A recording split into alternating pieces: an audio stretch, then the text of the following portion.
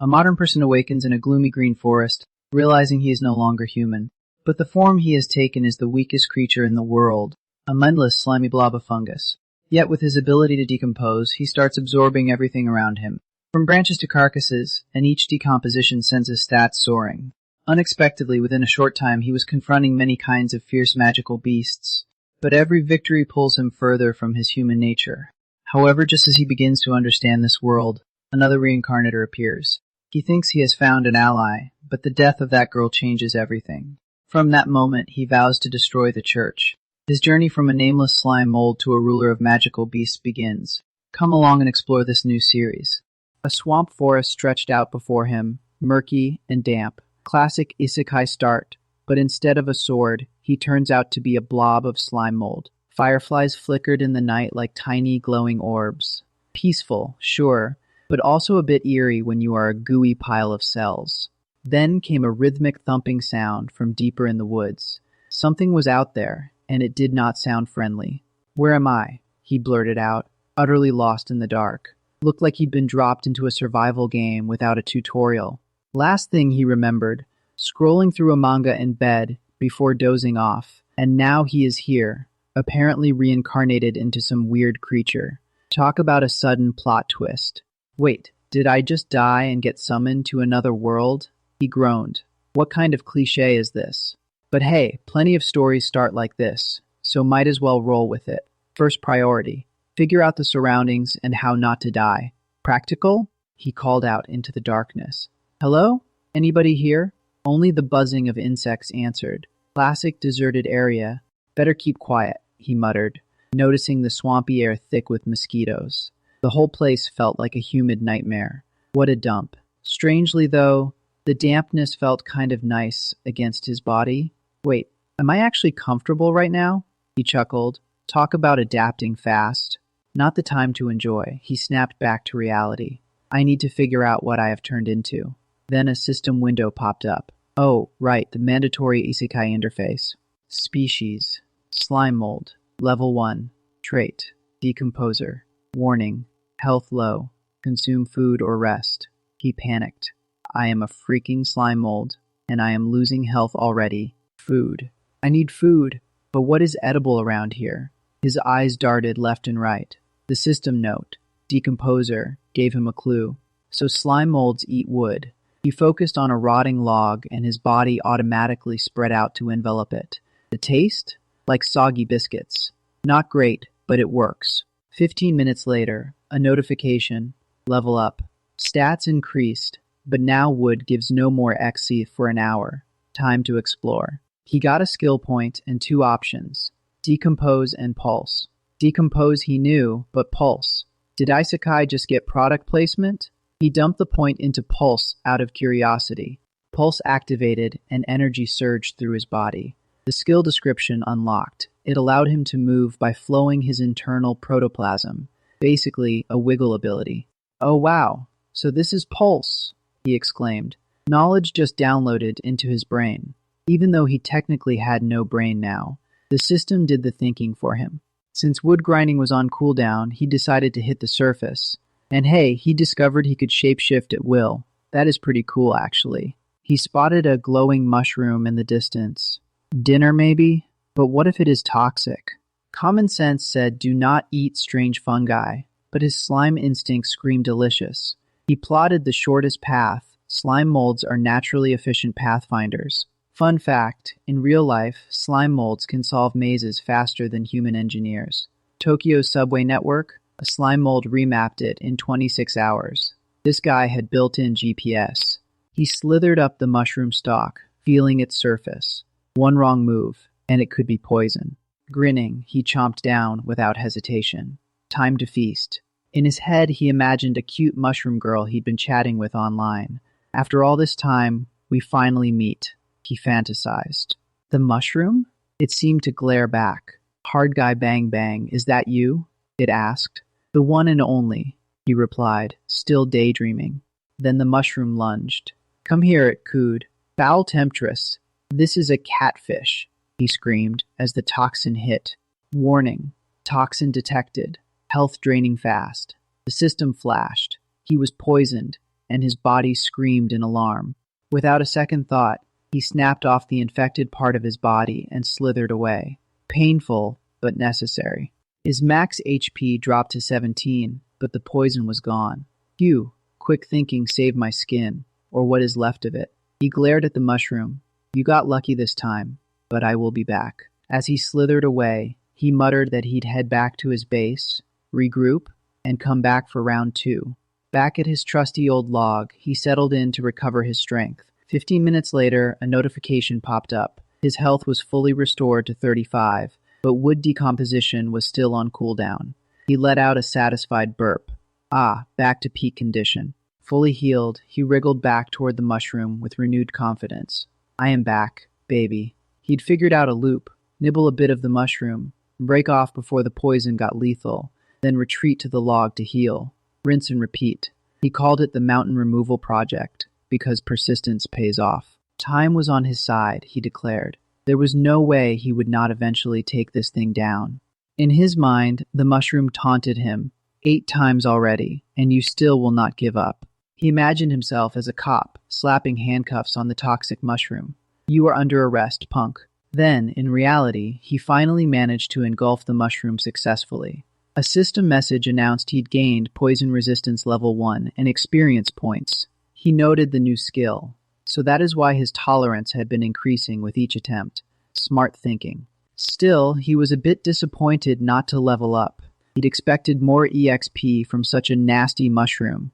But hey, in a swamp, mushrooms are practically unlimited. He'd just find another one. The grind continues. And just like that, the system flooded him with notifications. Decomposition successful, experience gained, level up from 2 to 3, half a skill point awarded, then poison resistance upgraded from 1 to 2, plus another half skill point. The grind was paying off. He spotted a monk's cap mushroom. Deadly poisonous, but high in experience, and with a spicy kick. As he devoured it along with a pile of others, the system confirmed another level up to 5, but also warned that decomposing mushrooms would no longer grant experience for the next 24 hours. His HP sat at a full 79. Finally hit the limit, he muttered, packing the rest to take home. He started humming a silly tune, calling himself the little expert of mushrooms, planning to wear the poisonous ones as both food storage and self-defense. He compared himself to crabs using sea anemones to ward off octopuses, thinking he could use poisonous mushrooms to scare away monsters that wanted to eat him. I am a genius, he grinned, feeling his safety was temporarily sorted. A sudden noise pulled him out of his thoughts, a sharp whoosh in the air. He looked up and froze. A massive hornet was buzzing around. He prayed the poisonous mushrooms would scare it off, muttering, "Please do not see me, please do not see me." A loud croak and a whack echoed as a frog's tongue snapped out and snatched the hornet midair. "What the heck? Another giant frog?" he exclaimed, watching the frog reel in its catch. A huge blast rocked the area, and the hornet swarm turned their attention to the frog. "They are duking it out," he observed from his hiding spot. The frog soon found itself surrounded by angry wasps. Stings and bites rained down on the amphibian as the wasps fought back fiercely. He noted that individual wasps were no match for the frog, but the swarm made up for it with numbers. A greedy thought crossed his mind. If they weakened each other, he could scavenge the remains. Decomposing monster bodies would surely give way more experience than mushrooms and wood, he reasoned. The frog charged up a powerful tongue strike, ready to take out the swarm. With a mighty cry, the frog's tongue lashed out, slapping directly into the cluster of wasps. All 5 wasps were caught and dragged into the frog's mouth. The slime mold watched in shock and terror at the frog's sudden domination. The frog sat smugly on a branch, but behind it, a dark shadow loomed. The frog let out a confused croak, only to realize a snake was right behind it, jaws wide open. Before the frog could react, the snake struck and swallowed it whole. Then, a giant bird descended from above, eyeing the snake. The bird's massive red eye stared directly at the slime mold, making him freeze in place. He quickly yielded, stammering, "Please, go ahead." Inside, he was screaming, "This is the worst possible start. I give up." The bird looked at him with pure contempt, dismissing him as unworthy of its attention. With a sudden flap of its enormous wings, the bird created a powerful gust. The blast hit the slime mold hard, dropping his HP by 30 points.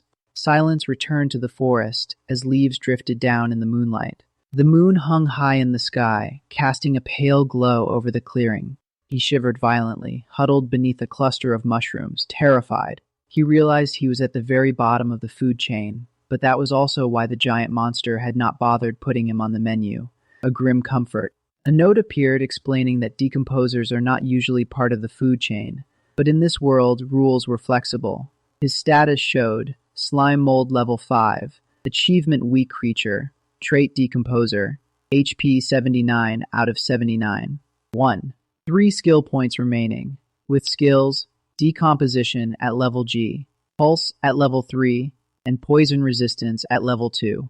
Even after jumping 4 levels in one night, he was still a fragile little slime. But then a sobering thought hit him. As a lowly slime, how was he supposed to survive and rise in this world? Worn out and drained, he sighed, wishing this nightmare would end, and he'd wake up in his own bed. The system continuously reported decreasing HP, causing the slime mold to scream in agony. He acquired the Level 1 Explosion skill, which can generate a powerful thrust from the cytoplasm, but requires a 5-minute cooldown. He was bewildered, not knowing what was happening. A snail suddenly sprayed acid at him. His body was decomposing as the snail sucked him, making him angrily curse. He grumbled that stealing the mushrooms was bad enough. But the snail drooled on his face, nearly ruining his looks. That was unforgivable. He was not fooled, telling the snail to stop pretending to be pitiful. Seeing the snail's pitiful state, he softened and decided to spare it and feed it mushrooms. He suddenly realized the situation resembled the no fight, no acquaintance trope in youth novels, and started fantasizing about forming a team. He told himself that to survive and grow stronger in this world, companions were indispensable. He invited the snail to team up, promising it all the mushrooms it could eat. The snail just stared at him without responding. Suddenly, the snail lunged at him. In pain, he saw his HP drop to 62 out of 79, bitterly realizing that the monsters here had no feelings, only a relationship of predator and prey. Realizing he was deceived by its pitiful appearance and knowing the snail was stronger, he planned to escape while it was eating. But the snail still chased him, and he screamed in terror. He used all his skill points to upgrade Pulse to level 4 and sprinted at full speed. 3 minutes later, the chase continued. He was disappointed to realize the snail's speed matched his. He could not escape at all. The snail spat acid again. A blast of acid cost him as much as 27 HP. His body was split in two by the acid. He wondered which side his consciousness would stay in, but then realized it was not the time. The snail screeched. It seemed injured too. He exclaimed in astonishment. The snail sucked up the damaged part of his body. He gritted his teeth and endured, vowing revenge later. The snail approached again. He angrily cursed. "You dare come again." He grabbed a random mushroom as a weapon. When the snail lunged, he quickly stuffed the mushroom into its mouth. He immediately activated the level 1 explosion skill, and at the same time, the snail was poisoned by the mushroom. The purple venom began to spread throughout the snail's body. The snail finally fell, unable to withstand the toxicity. The system announced the target was defeated. He gained experience, reached level 5, and received bonus skill points. He happily realized his deduction was correct. The snail lacked poison resistance and had to dissolve the mushrooms before eating them. The slime mushroom laughed heartily for defeating the first magical beast in the other world, then wondered curiously what he would gain from decomposing it. He remarked that the snail's slimy meat was a bit gross, but consoled himself that snail meat is still meat, so he'd just pretend it was a French dish. He decided to use the decomposition skill, but as soon as he ate it, he spat it out because the taste was awful, salty and sour, with a texture like thick snot, disgusting. The system announced the decomposition was interrupted, and he received no experience. He felt regret, thinking it was a hard-earned prize. He realized that if he did not get stronger quickly, everything would be meaningless. Reality did not allow him to be picky. So, rather than die or go hungry, he decided to hold his nose even though he did not have one, swallow it, then use decomposition again. He continued the decomposition process. After a while, he finished absorbing the snail. The system announced decomposition complete. He gained experience, leveled up from 6 to 7, and restored to peak condition. The slime mushroom left the snail's remains. Although the system said he was restored, he felt even worse, nauseous. He checked his skill panel. 1, 4 enhancement points, skills, decomposition level 6, pulse level 4, poison resistance level 3, burst level 1. He nicknamed them. Decomposition is eating, pulse is running away, poison. Resistance is taking hits, burst is also running away. He lamented that he still did not have any attack skills. He groaned but told himself, that is what happens when you are a slime mushroom. The system displayed a messy stat screen. He consoled himself that even if he had attack skills, he would not dare use them with insufficient strength, so he decided to continue upgrading Pulse. The system confirmed upgrading Pulse from level 4 to level 5. He eagerly wanted to see how much faster he had become. He tried moving, but only got 20 centimeters. He found that the speed was indeed faster. 20 centimeters per second, equivalent to 0. 78 kilometers per hour, he cried because he was still too weak. 1 week later, he recounted that hiding like this was safe, but resources were almost depleted, only enough for 2 levels. He called out Chut-Chut, while saying he had figured out the slime mushroom's body traits, and it was time to find a new base. Before setting off, he decided to stock up on more food. He used the probing skill, flattening his body into strands to probe multiple directions simultaneously. The higher his HP, the more cytoplasm, and the wider the probing range. He expanded his body and began searching. The system announced he caught 3 white mushrooms and stored them inside his body. He then caught 6 grass mushrooms and stored them as well. He remarked that by mastering body control, he could store items inside, probe, and decompose simultaneously, greatly increasing efficiency. The system confirmed successful decomposition and experience gained. Continuous decomposition increased experience, and poison resistance rose to level 4. But the system reported a target that could not be decomposed. He cried out in pain because he encountered another snail and lost 9 HP. The snail spat acid. He felt relieved that his speed had increased, and he dodged the attack. He noticed this snail was faster than the previous one, and it made a chew sound. He confidently said the snail could not hit him anymore. However, he still got hit by the acid, losing 33 HP. He was inside the acid mist, but it was okay. He deliberately got hit to stuff a poisonous mushroom into the snail's mouth. He said knowing the opponent's weakness makes it easy to defeat. That is information asymmetry. The snail squeaked chew and died from the poison. The system reported successful decomposition, experience gained, and level up from 9 to 10. He felt nauseated by the taste, but the experience from the magical beast was ample, so he continued on his way. He detected a stalker and called out, "Come out, little snail." A giant creature appeared, called the centipede. It stood before the slime mushroom. It waved its many legs. The slime mushroom, terrified, screamed, "So scary." The centipede lunged to attack. He backed away, shouting, "Do not come here." He used poisonous mushrooms to attack, but the centipede cut through all the mushrooms. He realized this move was useless against it. The centipede wrapped around him with the skill 100-leg strangle. He gradually enveloped the centipede. The centipede struggled, realizing the slime mushroom's body was immune to slashing attacks. He said, "What a surprise," and unceremoniously took the experience. He looked for a new target, a dung beetle. He saw a bee that was also beautiful, but could not reach it. He leisurely ate mushrooms. A status window appeared. Species, slime mushroom. Level 13, achievement, weak creature, trait, decomposition, HP 157/157, enhancement points, 0-1, skills, decomposition, level 6, pulse, level 5, poison resistance, level 5, burst, level 1. He was thrilled at the fast leveling speed, found the slime mushroom traits not bad, regained confidence, and sang happily.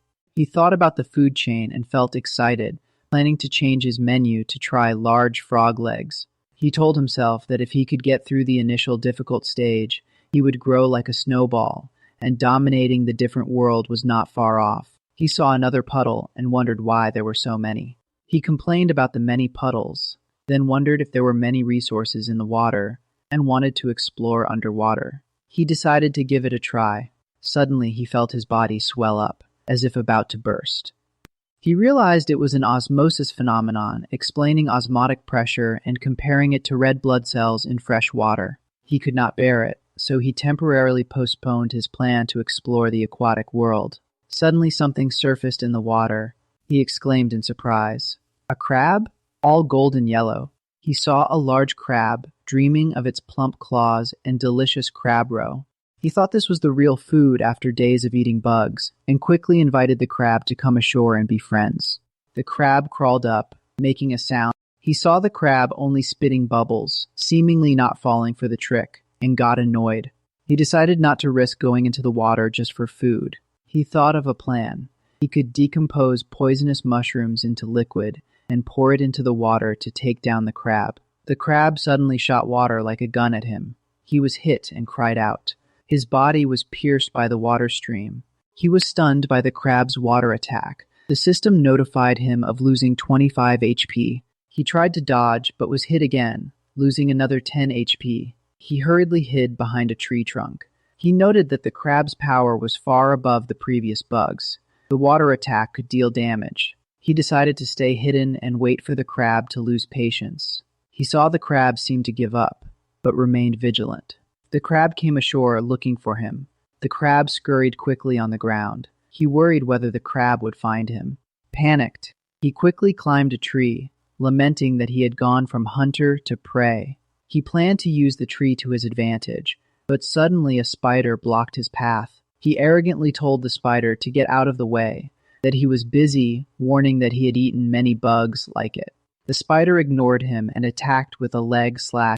He lost 30 HP, surprised that he was not immune to slashing attacks, and discovered the spider was level 16 with level 8 swordsmanship. He was caught between two enemies. The crab shot water from below, costing him another 17 HP. He lamented his bad luck, feeling cornered.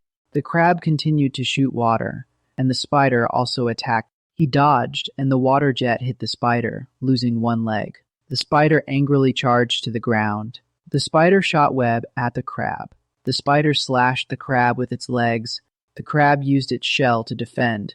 The crab struggled, using its claws to break the web. The spider manipulated more web. The crab was stuck, using its claws to remove it. He, from the tree, secretly rejoiced that his plan to redirect the enemies had succeeded. The crab continued to break the web, when suddenly a spider leg shot forward. A huge explosion. The crab blocked with its claws. The spider began to tire. The crab finally removed all the web. The spider quickly dodged the crab's attack, but suddenly, a swarm of spiders from somewhere shot silk and tied the crab tightly. The crab was tied tightly by the spider silk, unable to move. The slime mold from afar remarked, "The big crab was tied up like fried crab. The little spiders had turned the table." The crab blew bubbles and looked up at the spiders. The crab's mouth was full of bubbles, ready to attack. Suddenly, the crab shot out an extremely powerful stream of water. It spun around, using the water jet to cut the spiders. Many spiders were cut in half, falling to the ground. The slime mold panicked when he saw the crab's survival instinct activated. The crab spat out all the water in its body, seemingly exhausted. The slime mold asked if it was done spitting. With spider carcasses scattered on the ground cut in half, he crawled closer to the battlefield to observe. He criticized the crab for being weak from shooting water recklessly. The slime mold pondered how to finish it off. Covering its mouth was dangerous. Using poison mushrooms could not open its mouth, and if left too long it would recover and cause trouble. He decided to use a large stone nearby and store it in his space. But the system reported insufficient space. The slime mold realized the space was limited by blood amount, so he had to spit out all the mushrooms in his body. Then he successfully stored the stone. This was quite difficult, but he still managed. The slime mold lunged down from above with the stone, shouting loudly, ready to finish the crab. The stone fell straight down. The crab shot water to block it, but failed. The stone crushed the crab, ending the battle. The slime mold declared himself the winner in the three-way melee. The system announced that the target was defeated, gained experience, and leveled up from level 13 to 14, gaining 0.5 skill points. The slime mold was elated, cheering and throwing a feast to celebrate. The crab's carcass lay on the ground. The slime mold prepared food from the crab and spider meat. He sat down and began to eat heartily. He clicked his tongue in praise of the fresh and delicious meal. He recalled the terrible dishes he had before, like moldy bread, slimy snails, and bugs. The slime mold resolved to survive in this world because there were many delicious dishes ahead, even thinking of turning it into a food story. He ate everything clean, thanked nature, and said not a bit was wasted. Full, he belched, and the system displayed stats. HP 168/168 skills. Decomposition level 5. Pulse. Poison resistance level 4. Explosion level 1. Full of energy. He said it was time to do that thing. The slime mold left. He exerted himself, doing something, shouting loudly. He continued to strain, looking exhausted. He called something out. The slime mold visualized the crab's bubble spraying skill. He thought he did not necessarily have to use the system, could learn the skill himself, because the crab just used water in its body, so the slime mold could do it too. He continued trying to force water out, straining. He told himself it was the wrong direction. Try again. He panted, still could not control the direction and power, feeling weak. He was frustrated because he could not do it. An explosion sounded. The system reported that the explosion level 1 skill activated and evolved into spore ejection. The slime mold rejoiced that the skill could evolve and no cooldown, but realized each use consumed HP. He tried shooting at the crab shell, saw it was effective. He shot repeatedly, delighted. The skill leveled up to level 2, but each shot cost HP. The system warned low HP and activated auto-eat. He understood that he had no magic, only used cellular matter to fight. He concluded he should focus on growth, decompose, and absorb everything. Then he began eating spider meat. He looked for the part of his body that had been cut off earlier. He was surprised that the severed part was large in size. He tried to retrieve that part. Retrieval successful, he regained memories and experience, recovered and increased max HP by 30.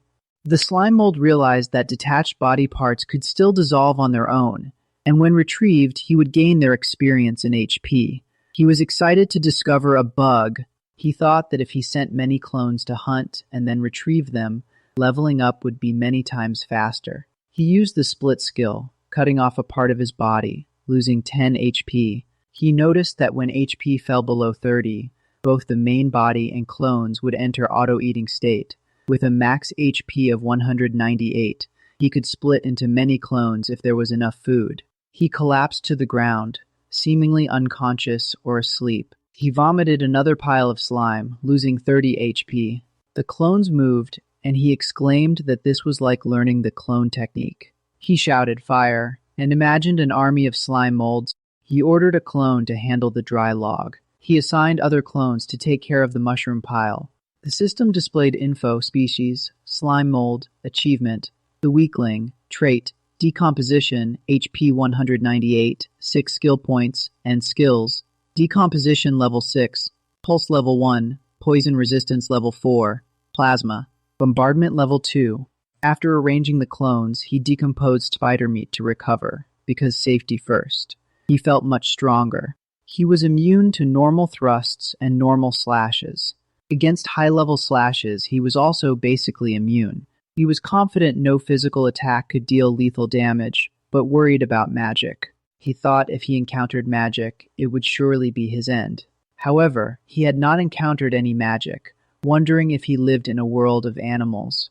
A clone dove into a lake. A large explosion and water splash echoed, and the clone was attacked by a crab. The crab clamped down and began eating the clone. Many other crabs crawled onto the shore to eat the clones. Nearby, a tree was partially cut. A loud noise startled the crabs, and the tree fell. He caught 6 phantom crabs and cheered. The system announced defeat of targets, gained experience, leveled up to 14 and 15, received 4 enhancement points. He yelled. Again, the system announced decomposition complete, gained experience and full recovery. Optimal recovery state, he was ready to fight. He imagined himself as a cowboy and used plasma bombardment. He practiced shooting slime at crab shells as targets. The system reported low HP, triggering auto-eating. Plasma bombardment skill increased to level 5 and 6. After 2 days of training, the power and accuracy of the skill increased. He could fire 30 shots. He thought about how to become stronger. He came up with a way to add seasoning, wrapping poison mushrooms in the bullets to poison targets from a distance. Similarly, wrapping rocks to increase physical damage. He wondered who could still stand against him. He praised himself as a genius. Suddenly heard a meow from a tree hollow, saw a small light. He curiously looked into the tree hollow. He was startled to see a glowing owl. He exclaimed that it was a magical beast that knew magic. He hurriedly retreated. The owl opened its eyes, but it seemed a girl was looking through the owl's eyes. The girl said, "Oh." A man asked the girl if she found anything. The girl replied it was just a strange little monster. She added, "This slime is making me tired again." A group of people walked on the grass carpet, chatting as they went. They found it strange that they did not encounter any high-level monsters along the way. The pink-haired girl told Xiao Gangbei to sniff carefully to find the path, while the man said that even magical communication could not reach the chairman. Everything seemed to be isolated. In the forest, the slime mold ran away in panic. He thought that the person just now seemed to have discovered him, and he absolutely could not afford to be touched. He panicked and wondered where to go now to be safe. Seeing the other side of the river, he thought it would be safe to hide there, but how to cross? He then thought of the momentum theorem. He used the skill Plasmodial Barrage to shoot cytoplasm, thereby leaping across the river, but his health had dropped by 80 points. After crossing the river, the slime mold ran wildly in the forest. He sighed in relief, thinking that being this far should be safe. He ate a branch to replenish energy, muttering to himself that although he was the strongest among low-level monsters of the same rank, if he encountered someone one rank higher, he might still be killed in one blow. Suddenly, he felt a terrifying pressure. Something was chasing him, even more frightening than the snake crane monster earlier. He wondered in horror what that owl really was. But when he looked closely, he realized it was not an owl, but something else. A severed giant finger lay on the ground, probably from the monster just now. The slime mold saw the finger and muttered in astonishment. A finger. Intuition told him that by decomposing and absorbing this high-level magical beast's finger, he could not only skip several levels of strength, but even evolve. He crawled onto the finger in great joy and began the decomposition process. He proceeded with decomposition, making gurgling sounds, absorbing the finger. Suddenly, the system announced, "Decomposition failed. Skill level too low, or target level gap too large." The target's inviolability was triggered, and his cells began to be rebounded. He took damage. -10, -20, -10 health. He panicked. He quickly used the skill Autotomy to cut off the part of his body stuck to the finger and escaped in time. After escaping, he regretted. Decomposition skill level is too low. I should have put skill points into it first. He lamented that he could not decompose the premium material before him, feeling like a eunuch visiting a brothel. Since the finger was too large, his body space could not hold it, and he could not carry it away. He decided that the only option was to level up, max out the decomposition skill, and then come back to try. Suddenly, the ground shook. He was surprised. An earthquake. A loud boom sounded. He used Plasmodial Barrage to create a large pit under the finger, swallowing it into the ground. But he realized this side was also affected by the earthquake, and he could not escape. A voice shouted, "Stop!" and the ground stopped shaking.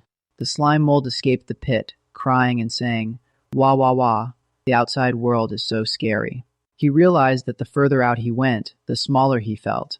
He could no longer be arrogant. He decided to obediently hide and develop through decomposition. That was the only way out now. Underground in a cave, a treasure chest lay among rocks and tree roots. The golden finger had been buried underground. It seemed a creature full of teeth was coveting the golden finger. The slime mold decided to pause here, planning to build a temporary base and return tomorrow to retrieve the split body. He used the decomposition skill to create a small entrance, then expanded the interior space, making it impossible for the large magic beasts to get in. He began construction. He continued using decomposition to dig a tunnel through the earth. He planted weakly poisonous glowing mushrooms around him, excitedly shouting as he planted. The temporary base was complete with a narrow passage, poisonous mushrooms blocking the door, and a fake area outside.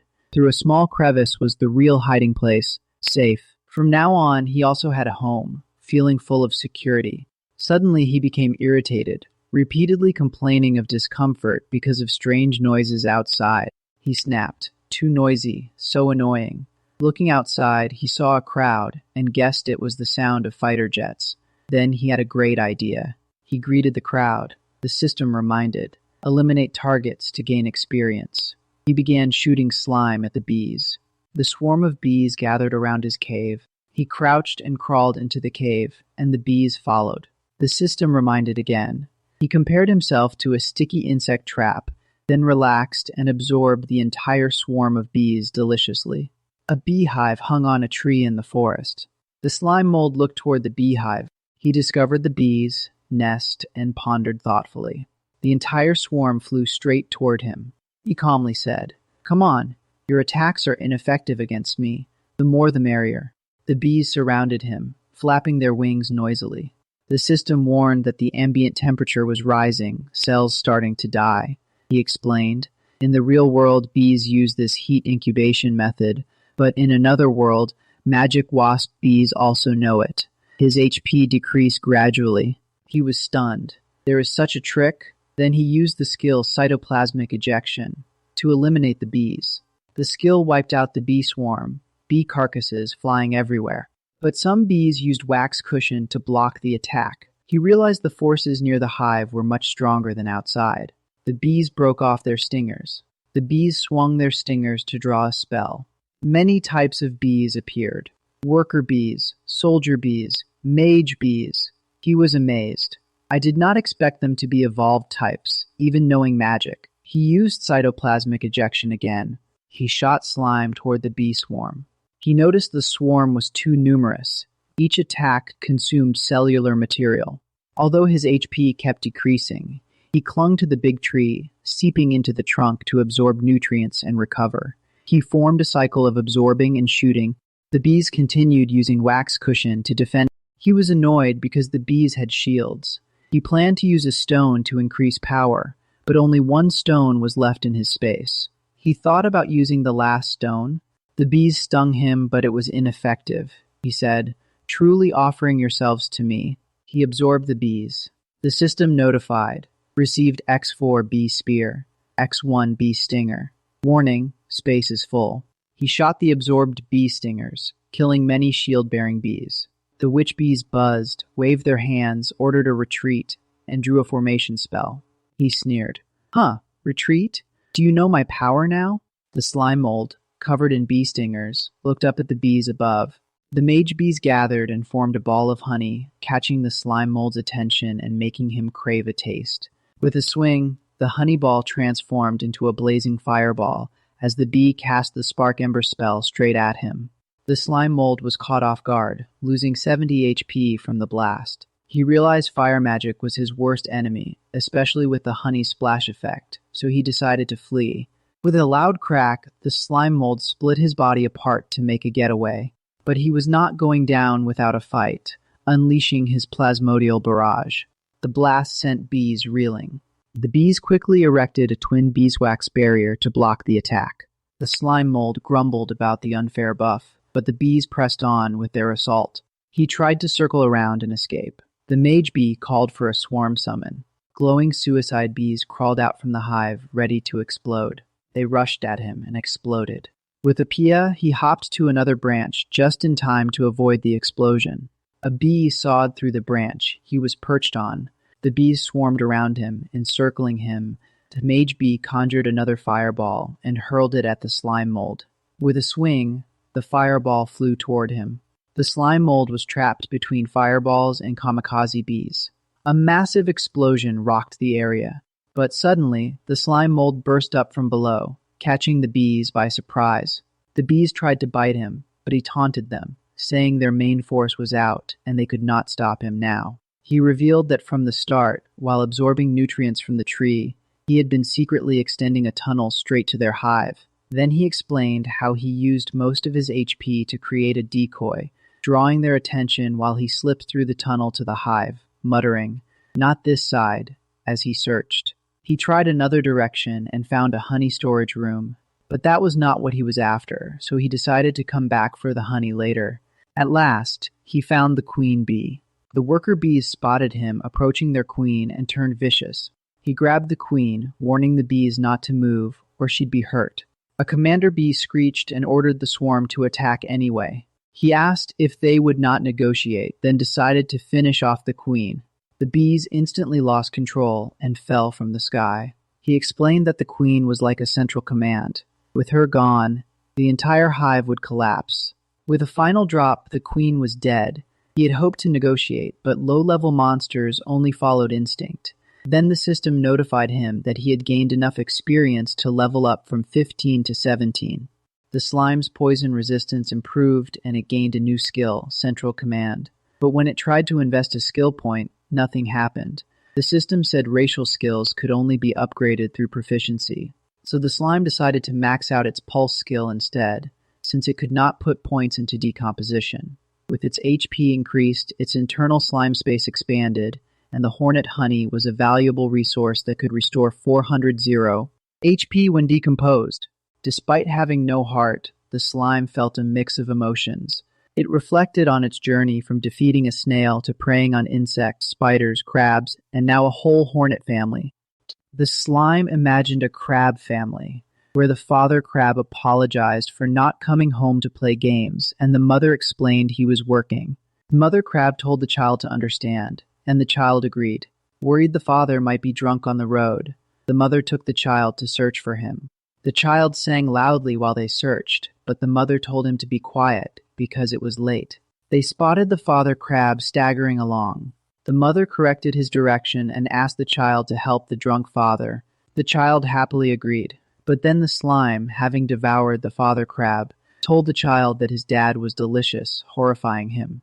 The biting cold wind made the slime shiver. It realized it had become the villain in this story. It sighed, thinking that its human-based thoughts caused guilt, but in this other world, it had no choice. It reasoned that in nature, it was hunt or be hunted. To survive, it had to prey and decompose. Deciding that material conditions determined ideology, it focused on survival and went to retrieve its split bodies released that morning. The slime noticed a campfire in the distance. It heard a crackle and wondered if there were humans. A human voice asked Nia if she was not afraid of getting poked by that boar. The slime was shocked to confirm it was indeed humans. Nia explained that when relaxed, little Steelback's bristles were soft, and she thanked him for helping them find the way out tomorrow.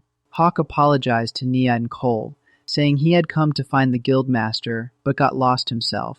Cole reassured Hawk that no one could have predicted the magical communication failure and the forest becoming a maze. He said the guildmaster was one of the top 3 guildmasters, though it had been 2 years since he disappeared. Cole added that there were rumors their guild was suspected by the church, and the guildmaster had come here on a mission from the Pope.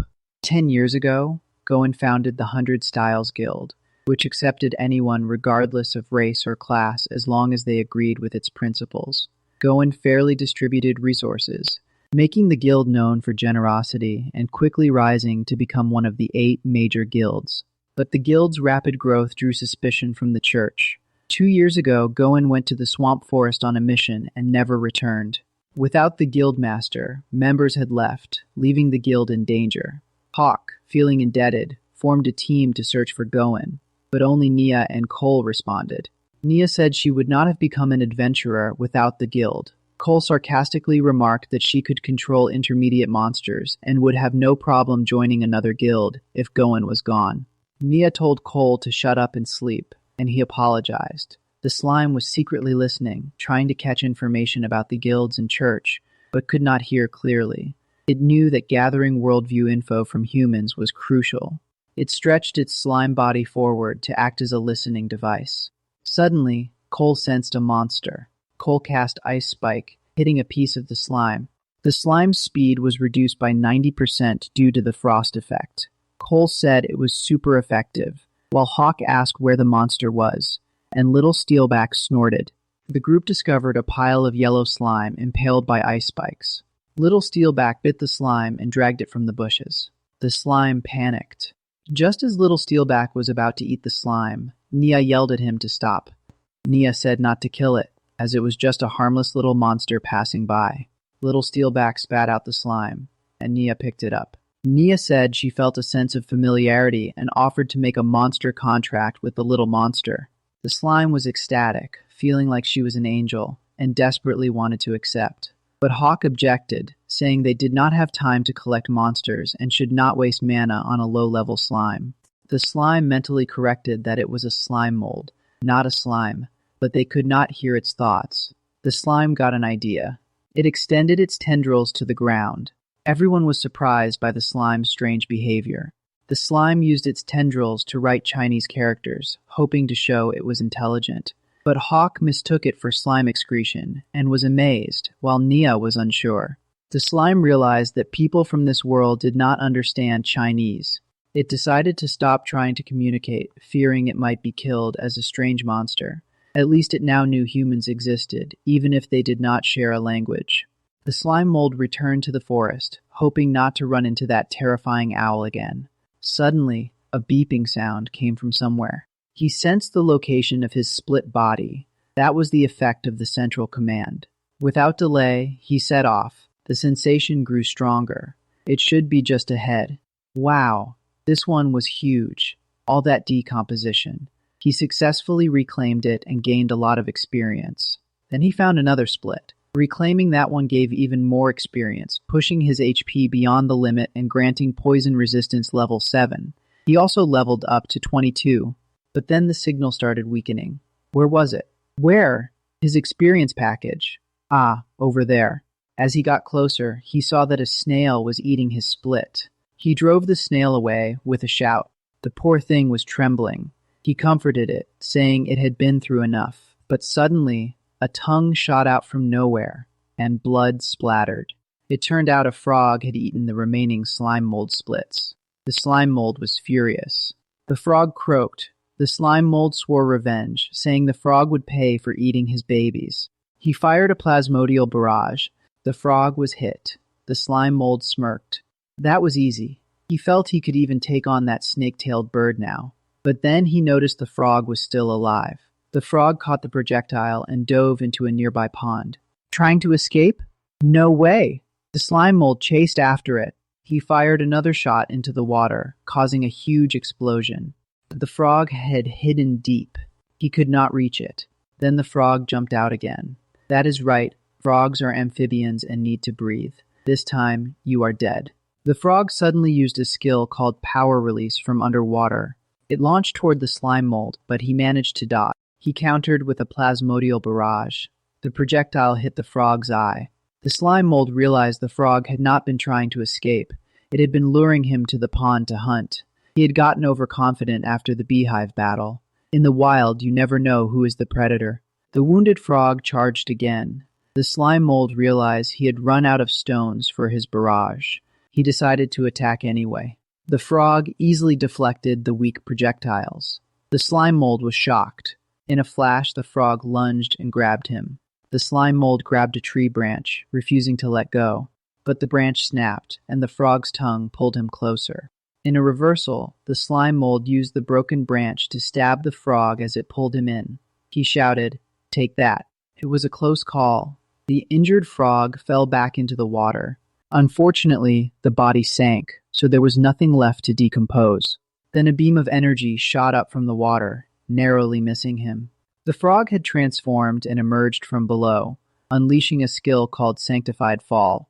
The slime mold exclaimed in surprise. What the hell?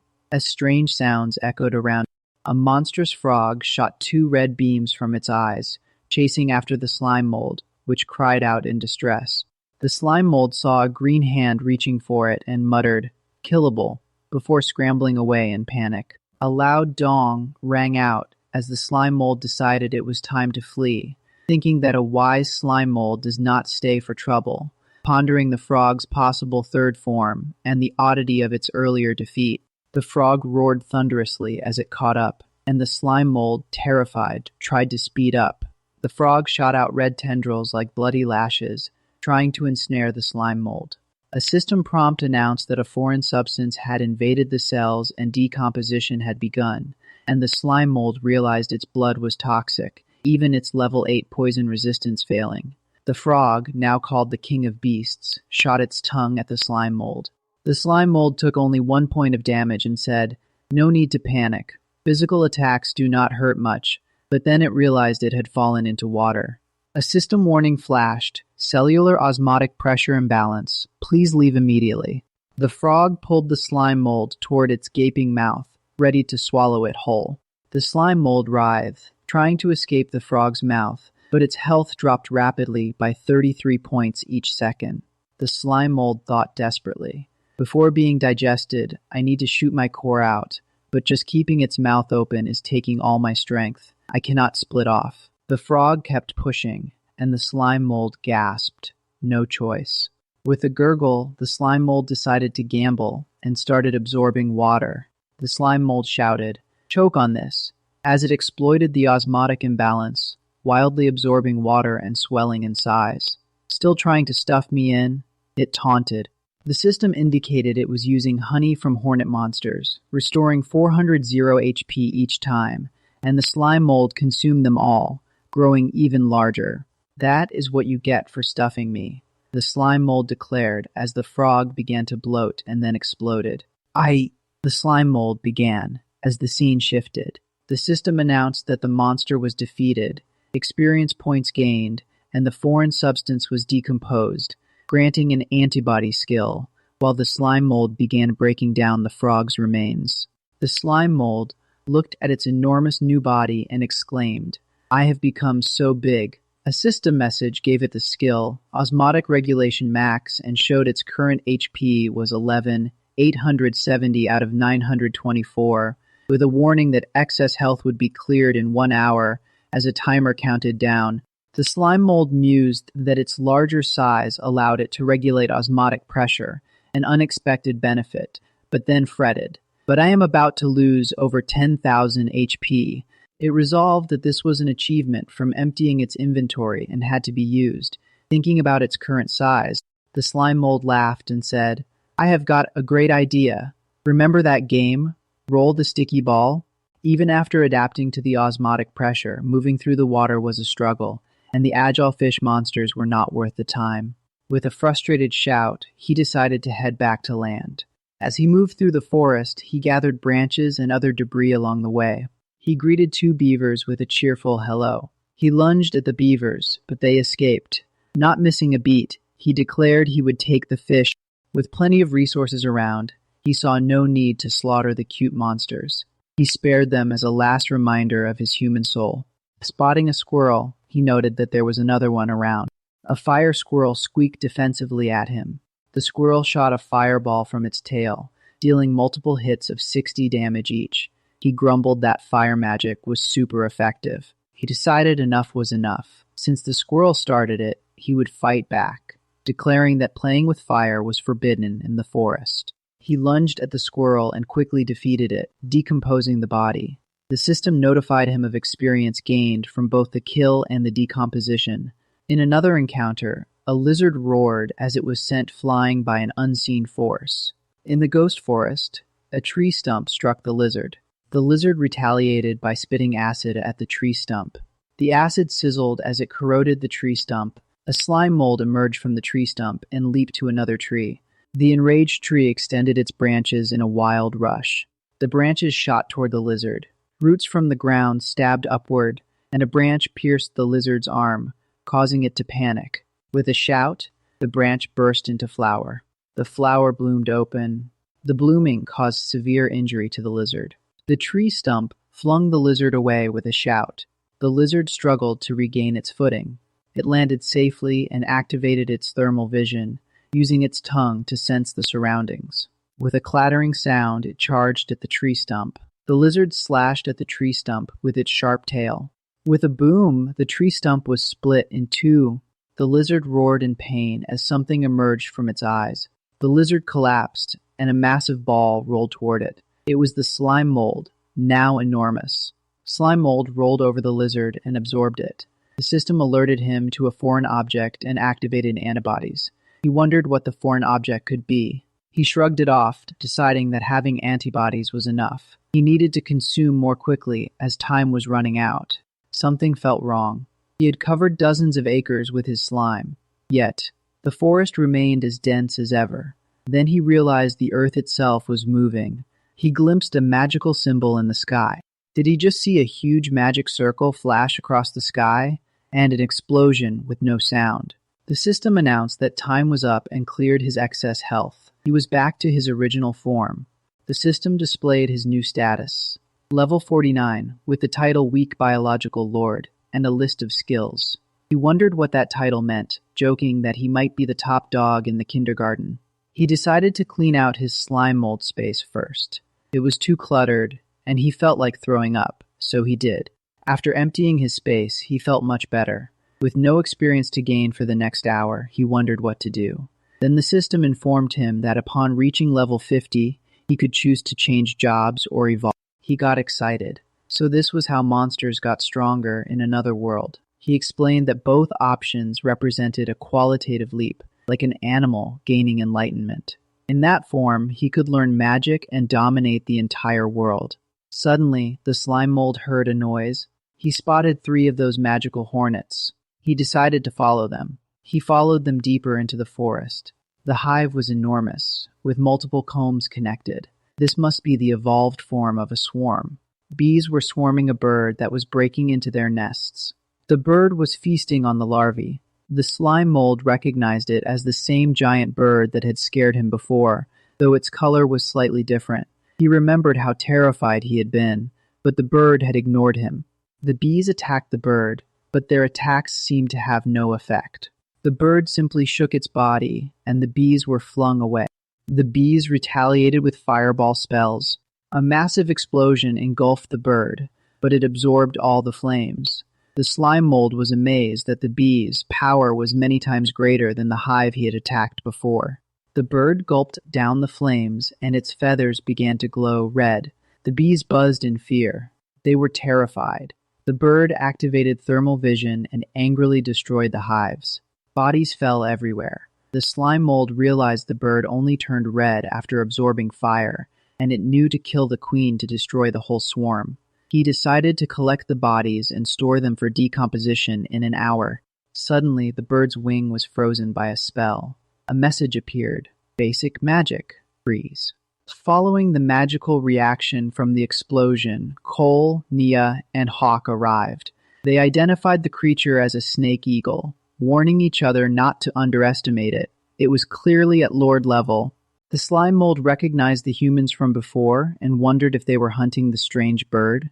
The bird shattered the ice encasing its wing with a sharp cry. Hawk ordered Cole to finish it with high-level ice magic while he bought time.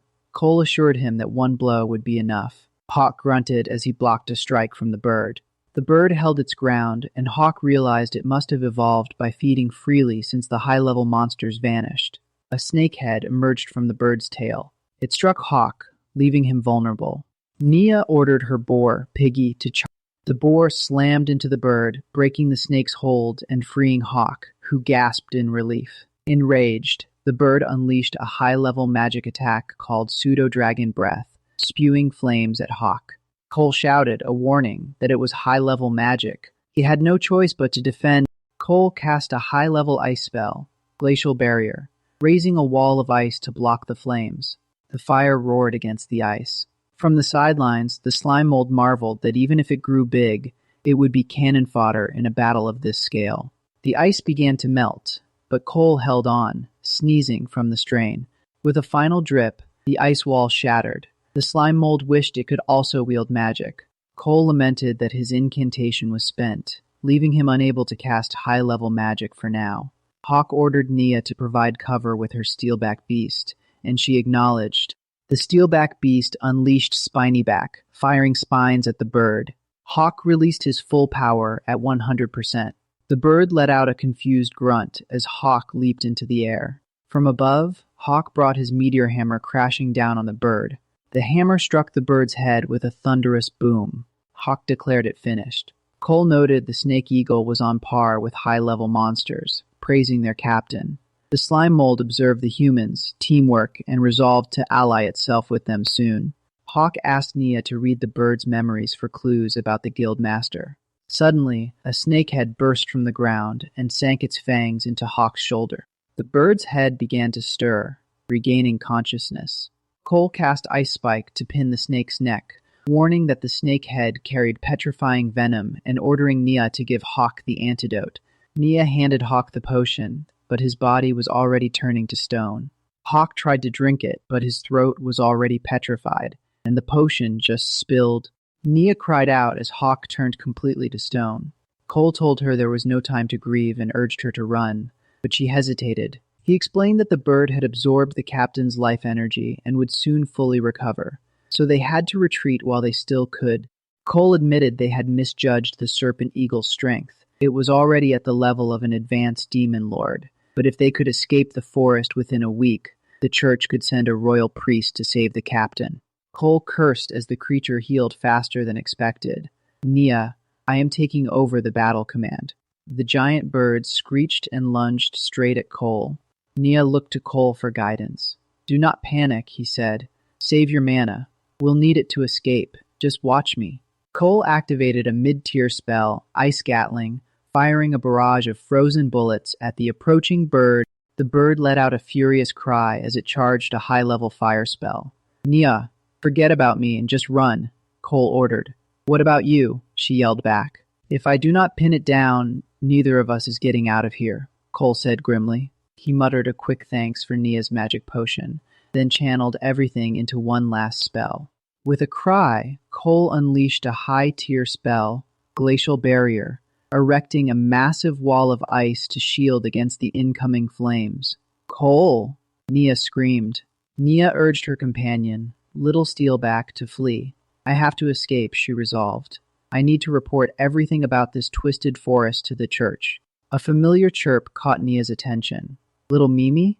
I thought I would lost you when the connection broke. With your eyes, we can find the path. She started, then stopped. Little Mimi, I am over here. But the owl perched on a branch was behaving oddly. Something dark and writhing clung to the owl's face. Sanctified fall? Nia whispered in shock. Little Mimi. Meanwhile, inside a sealed dimensional space, a very different scene was unfolding. The system blared warnings at Gain, the master of the 100-style guild. His borrowed time and magic were running out, and fatigue would soon hit. Understood, he replied calmly. Gasping for breath, Gain shouted, Converge, as he gathered his remaining strength. A mocking voice echoed through the space. I saw you gasping, Gain. Kato, the king of the swamp forest, sneered. 2 years and you've killed every high-level beast here, and me countless times. Are you finally out of cards? And that system you keep talking to, that is what got your guild to the top. It's not it. We know about your kind, transmigrators from other worlds, Kiddo continued. We set this trap, but you've grown far beyond expectations, with tricks still up your sleeve. One last offer, Kato said. Let me crush you completely and make you a puppet, or join us in our grand ascension. Gain paused. I will think about it. I have decided, Gain roared. The answer is to wipe out every last one of you bastards. Kato laughed. How many times must you fail? Within this eternal barrier, I am unkillable. When will you learn? Gain gathered his energy. You are just a mortal, Kato spat. You are already gasping. Cooperate, or I will kill you now. Gain reached into his inventory and pulled something out. Take this, he yelled, tossing it. The container shattered, revealing a vial of true holy water. What is that? Kato asked, confused. A brilliant light burst forth from the open box. True holy water sears the soul, Gain explained. Your physical immortality means nothing here. I was saving this for the real enemy, but you'll do, you bastard. Kato shrieked as the holy water took effect. Even the angels are corrupt. Where did you get that? The Swamp King's form began to dissolve as he cursed in agony. The system blared a warning. A high-energy reaction detected, and the target was about to regenerate. Suddenly, a pillar of light erupted from the ground, sending debris flying everywhere. Gain muttered that the holy water burned the soul itself. and even holy corruption could not reverse that unless something else was at play. Godot emerged in his wholly corrupted form, laughing maniacally that Gain's ultimate weapon had failed. Gain asked how Kato had gained an adaptation ability so quickly, and Kato reminded him of the Dragon Emperor's finger he had cut off earlier. Kato admitted he had been surprised Gain's spear could even pierce the Dragon Emperor's skin, and how he'd lost track of the severed finger. Luckily, a weak monster must have stumbled upon it, triggering the Dragon Emperor's inviolability, letting Kato sense and retrieve the corpse. Once recovered, Kato understood. Gain had coated his weapon with true holy water, hiding it by striking the finger far away. Kato sneered that if Gain had used the full dose earlier, he'd be dead, but the delay gave him time to adapt to the residual holy water and gain the adaptation ability. Now that Gain had no more tricks, Kato lunged for the kill. A deep rumble shook the ground, and something began to break through. Stone hands rose from the earth, grabbing at Gain. Kato invoked abyssal magic, earth burial, and the stone hands seized the target. Gain activated 20 layers of element runes. Absorbing the earth attribute damage from within the grasp, he launched himself forward, a glowing rune in hand, aimed at piercing through anything. Kato taunted that even the best equipment wears down, and asked how long Gain intended to struggle. Gain muttered that this was a test. The monster unleashed a necrotic shriek, a wave of sound aimed at Gain. Gain braced himself with his spear, blocking the attack. Warnings flashed. Weapon durability nearly depleted, magic resistance below 20%, and his body was fatigued.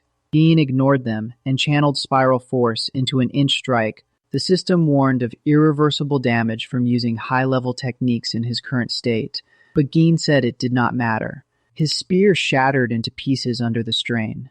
Gain crashed to the ground, blood dripping from his wounds. His left arm was completely gone. Kato mocked him, asking why he did not just die quietly. Kato wondered if Gain still deluded himself into thinking he could turn the fight around. Gain lamented his mistake. He should have used all the holy water at once, instead of holding back. The Dragon Emperor's finger suddenly appeared, a beacon of power. Wind blew from behind as the monster charged straight at Gain. Kato declared this the end, reminding Gain that he was alone against the entire church. Gain pulled a scroll from his system, the air crackling with anticipation. The scroll bore the mark of a demon king's favor, and chains of strange characters bound its power. He cried out to the Pope, begging for rescue. A hand emerged from nothingness, seizing the monster in an oblivion's grasp. Another demon appeared and greeted Gain, saying it had been a long time. The demon laughed, saying Gain looked just as pathetic as when it first failed to descend into this universe, and claimed it would never forget his kindness. As a reward, the demon offered to lend Gain its power, enough to destroy the evil villains, and asked what the transmigrator thought. Gain simply replied that they were evil. The demon clicked its tongue, called Gain heartless, and gave a warning that it had already seen his death, then chuckled. With a swirling vortex, the demon vanished. Panting heavily, the slime mold checked its status. Health at 2,189 out of 2, 865, 981, mana at 0, and a warning that the mana loan was still draining its health. Gain asked if the summoning of the Hope coordinates had succeeded and requested a connection to the other system for a conversation. The system replied with connection failures, stating that the transmigrator systems were not interconnected. Back with the slime mold, the system announced that decomposition had failed because the target was not organic, and the slime mold exclaimed that it had indeed turned to stone. The slime mold told the uncle that if he did not want the equipment, it would take it, and thanked him. The slime mold reasoned that if it helped humans when they were in trouble, it might secure a ride back to human settlements. The slime mold spotted an ice wall, recognized it as the work of that mage, and concluded they must be nearby. Chuckling, the slime mold thought the mage might have already killed the snake bird, allowing it to scavenge the leftovers, then activated its search ability. But prioritizing safety, the slime mold decided to observe first. The slime mold spread itself across the ice wall to peek inside. Cole had been defeated and devoured by the bird. The bird sensed someone watching and spun around to face the slime mold. The slime mold panicked, exclaiming that the bird had killed another and was growing stronger, and worrying about the remaining girl, it quickly fled. The scene shifted to Nia, as an owl doves straight towards her. Nia declared that Little Meow was no longer with them and commanded Little Steelback to counterattack. Little Steelback unleashed a spiny back attack, launching sharp spines at the owl. The owl countered with its iron beak gale. The owl spun its multiple heads, slicing through everything around. Nia cries out for help, wondering why her little owl has become like this. She tells Little Steelback not to be afraid as she transfers her magic power to heal him. The demonized owl prepares to lunge at Nia, but she looks up at a glowing light. Nia uses a mind control skill to stop the owl in its tracks. Thankful that the pet contract still works, she enters the owl's spiritual world and notices something in the distance. She spots a figure and wonders what it is. She sees Little Meow and an angel lord, and questions why a noble angel would be inside her pet's spirit world. The angel lord calls out to her, telling her to come over. The angel's face suddenly twists into a monster's visage as it commands her again. Nia screams in terror, begging for help as she is attacked. The owl continues its assault, and an explosion rocks the area. From behind, Slime Mold swings a tree club and strikes the owl's head, blocking its attack. The Slime Mold follows up with repeated blows from the club. Nia recognizes the weapon as Captain Hawk's and notes its power level. The Slime Mold lets out a small squeak. The Slime Mold boasts about its mastery over cytoplasm, claiming it is more flexible than using hands. It compares stones to bullets and the club to a cannon. Nia thanks the Slime Mold for saving them. As Nia lifts the Slime Mold, she says she feels a familiar presence and thinks she knows who it is. Convinced it is Captain Hawk possessing the monster to rescue her, Nia tearfully declares this, but the Slime Mold denies it inaudibly. The owl suddenly regains consciousness. Nia transfers magic power to Little Steelback, asking if he can still fight, while the Slime Mold extends its mycelium into the ground. The Slime Mold taunts the owl and dodges as it attacks the patches. The Slime Mold appears behind the owl and strikes. The owl grows increasingly frustrated. It turns to attack the Slime Mold behind it. Seizing the chance, the Slime Mold head butts the owl. As the owl is knocked into the air, the Slime Mold swings its club at it. The battle continues between the Slime Mold and the demonized owl. The Slime Mold throws the club straight through the owl's body, leaving a gaping hole. Realizing it used too much force, the Slime Mold mutters and pulls back. Nia feels sorrow for her demonized owl. She remembers the Slime Mold as the little monster from the campfire and the one she saw through the owl's vision. She notes that it has been following her and wonders if it has special feelings, suggesting high compatibility. She lifts the Slime Mold and asks if it would sign a pet contract with her. She repeats the offer, promising to raise it well, but a warning appears. The system warns that signing a servant contract will permanently revoke its access, forcing the Slime Mold to choose between the system and a master. The Slime Mold decides that even a system cannot beat the classic appeal of a hot-blooded adventure with a master, and he imagines the two of them training and growing stronger together. He launches into battle, using moves like Plasmoid Barrage and Cytoplasmic Cannon, attacking with lightning speed. In his fantasy, they become champions, and pet mastering becomes the hottest career, with interviewers asking the strongest rookie and adventurer idol for their secret. He imagines evolving into a humanoid form. He pictures a bond so deep it leads to marriage. The Slime Mold declares that system stories are played out, so he definitely picks the cute master and chuckles as he already has the next 100 episodes planned out. Back in reality, he is about to agree when something unexpected happens. But then he sees Nia has been killed, caught off guard, and he starts to say he is willing, but it is too late. A green eye glares menacingly. The owl creature awakens and unleashes an abyssal magic, Circle of Wind's Demise. The owl's body distorts and begins to change into a different form. The little pig angrily charges at the owl. The Slime Mold exclaims that the head he smashed is regrowing and warns Pig Bro not to act rashly. As the little pig rushes in, the owl points a finger and casts an abyssal magic, Degeneration Ray. The beam strikes the pig, shrinking it into a tiny creature that scurries away. The Slime Mold is shocked by the degeneration magic and realizes this owl is not the one he fought before. The owl revives and complains about how much resources were wasted, calling the previous owner useless. Merlin, one of the church's 7 holy knights, scoffs that the old man should have listened to him earlier instead of making him clean up the mess. Merlin notes the ceiling barrier is down, but he vows not to let Geen get away. Merlin conjures Tempest Wing and takes flight. The slime mold realizes a human transferred their consciousness into the owl's corpse, and he feels ignored because of his weakness, just like when he first arrived. He struggles with his thoughts. She killed Nia, even if the contract was not final. Should he be grateful to be alive? No, he refuses to live on while his friend is dead. He resolves to take revenge no matter what. He attacks, vowing that even if he cannot kill her, he'll at least hit her with a blast of cytoplasm. The scene shifts to Geen. His system reports that his manalone is repaid, but his health is critically low, and his left arm is severely damaged, needing immediate treatment.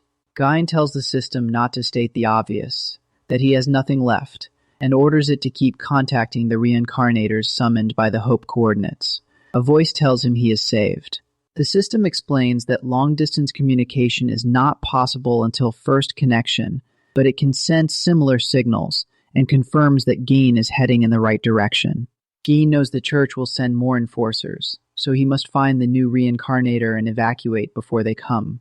The slime mold uses his search ability and detects a figure, then charges to attack. He recognizes the long neck and swings his weapon, yelling, "I remember you." With a loud crash, the slime mold smashes his weapon onto the figure's head. He hesitates, noticing the armor seems different than expected. He realizes the long neck was just a tassel on the helmet. He stammers an apology, blaming the poor lighting and complaining about the flashy helmet, and asks if the person is still alive. Suddenly, Geen grabs hold of the slime mold. Geen recognizes the weapon and smells Nia's blood on the slime. He accuses the slime of killing his guildmate and a church dog, and vows to destroy him. As the slime struggles, both their systems chime with a successful connection. Geen is shocked to see the system interface and asks if the slime is also a reincarnator. The slime mold is equally stunned, realizing he is not the only reincarnator in this world. Geen explained that he had activated the treasure Hope coordinate to summon the slime mold to fight the evil church. The slime mold realized that all the humans he had met were Geen's guild members and lamented that he could not even save a girl named Nia. Geen reassured the slime mold that he had also started weak as a reincarnator, growing stronger by following system tasks, but the slime mold complained that he was just a single-celled organism. Geen confessed that he too was not human, which was why he always wore armor, and the slime mold asked what he was. Geen revealed that he was a goblin, a race despised by humans. The slime mold made a crude description of goblins as greedy, aggressive, and ugly, then said he would rather be a cute slime. Geen agreed that his goblin appearance caused him trouble in human society. The slime mold exclaimed that Geen looked handsome in his true form and complained about the unfairness. Geen said he did not find it handsome, and that being exposed as a goblin would get him exiled, while the slime mold's small form was more convenient. The slime mold still protested the disparity. Geen explained his guild's purpose and warned that the church had sent Merlin, the cruelest of the 7 holy knights, then urged the slime mold to stand up as they needed to act quickly. Geen announced he would synchronize all his magic and battle skills to the slime mold, and the system began connecting. The system connection succeeded, and data transfer started at 1%. The slime mold was thrilled at the possibility of instantly gaining power. Geen recounted how he had suspected the Pope, but fell into a trap, burning all his resources in a battle that revealed the church's true intentions. He said the road ahead would be harder, and he needed the slime mold to fight alongside him. As the skill transfer reached 2%, the slime mold asked what the church and Pope had done to make Geen hate them so much. Geen revealed that the church already ruled the world and wanted to sacrifice all life to open a channel for the elite to ascend to a higher universe. The slime mold was astonished at the villains' ambitions and asked how they would sacrifice everyone. Geen began his backstory, explaining that he was reborn as a goblin cub in a dark mine, surviving by eating insects and scraps, and even human remains. At age 5, his system awakened, and he used his new power to end the mine's atrocities, rescuing female warriors who had been kept as breeding machines. He helped the warriors resettle, but noted they had developed nymphomania from their captivity. He used his racial skill Joy to treat them, and the slime mold agreed that his soul remained human. The slime mold was curious about the Joy skill, and Gain explained that it involved intercourse with different classes, boosting his stats each time. Gain elaborated that with a female warrior, he increased his health, and with a female mage, his magic and elemental affinity, along with experience points. Using Joy, he built a solid hybrid foundation and started families, then decided to go to the royal capital for a better life. The slime mold felt Gain was showing off. Gain said that going to the capital was his worst mistake, leading to the loss of his wives and children. Suddenly, Merlin appeared, interrupting the transfer at 12%. A fierce gust of wind sent shock waves through the area. Merlin unleashed an abyss magic called Wind's Demise Cone. Merlin mocked Gain for being a goblin and expressed a desire to dissect him, but said the Pope ordered his death. Merlin asked how Gain had killed the immortal chimera Korualawa. Gain's system warned that his symbiotic armor was destroyed and suggested retreat, but Gain told it to be quiet. Merlin asked if Gain was talking to the invisible system and said he wanted to take Gain's body to inherit it. Gain called Merlin a devil and a church dog for his inhumane experiments. Merlin retorted by questioning Gain's understanding of humanity and the value of life from a higher dimensional perspective. The slime mold fired a bullet that Merlin caught effortlessly. Merlin mocked Gain for relying on such a low-level monster, then used a gaze skill that paralyzed the slime mold, making him feel completely exposed. Merlin was momentarily distracted, but said the slime mold could not escape. Gain used a skill called Weak Point Break, saying he had no intention of running.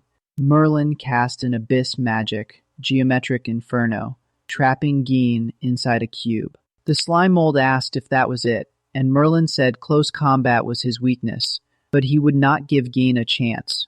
Gain declared that Weak Point Break worked on magic too. Gain reached out from inside the cube and grabbed Merlin's head. Gain vowed that even if he died, he would take Merlin with him.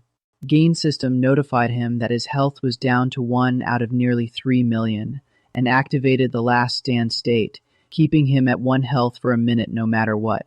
He then unleashed the skill, Final Accord. Merlin screamed in panic, recognizing the spell and demanding Gain let go, knowing the terrible price. Gain's system warned that Final Accord would override the last stand, completely zeroing his life and erasing his body and soul. But Gain did not care, and he pressed on with the Final Accord. Merlin's life force was being drained away. Through the system, Gain apologized for their brief meeting and explained this was his only option. He entrusted the task of saving the world to the slime mold, warning him never to trust the church. The slime mold was shocked, pleading with Gain not to die, wondering how a weak slime could possibly save the world. Gain urged him to believe in himself, saying maybe his own summoning was meant to bring the slime mold to this world. Moments later, Gain and Merlin both vanished. The slime mold gasped, calling out to Gain. Unexpectedly, Merlin was still alive, though barely, and cursed Gain for the heavy losses. Merlin lamented that 5 of his precious life candles, meant for connecting to the chaotic universe and ascending, had been extinguished, and he was forced to inhabit a low-level demon's corpse. The slime mold spat acid at Merlin, declaring he would carry on Gain's will and avenge both him and the girl from before. The slime mold left a clone as a contingency, and Merlin exclaimed in surprise, realizing it was the contracted monster Gain had left behind.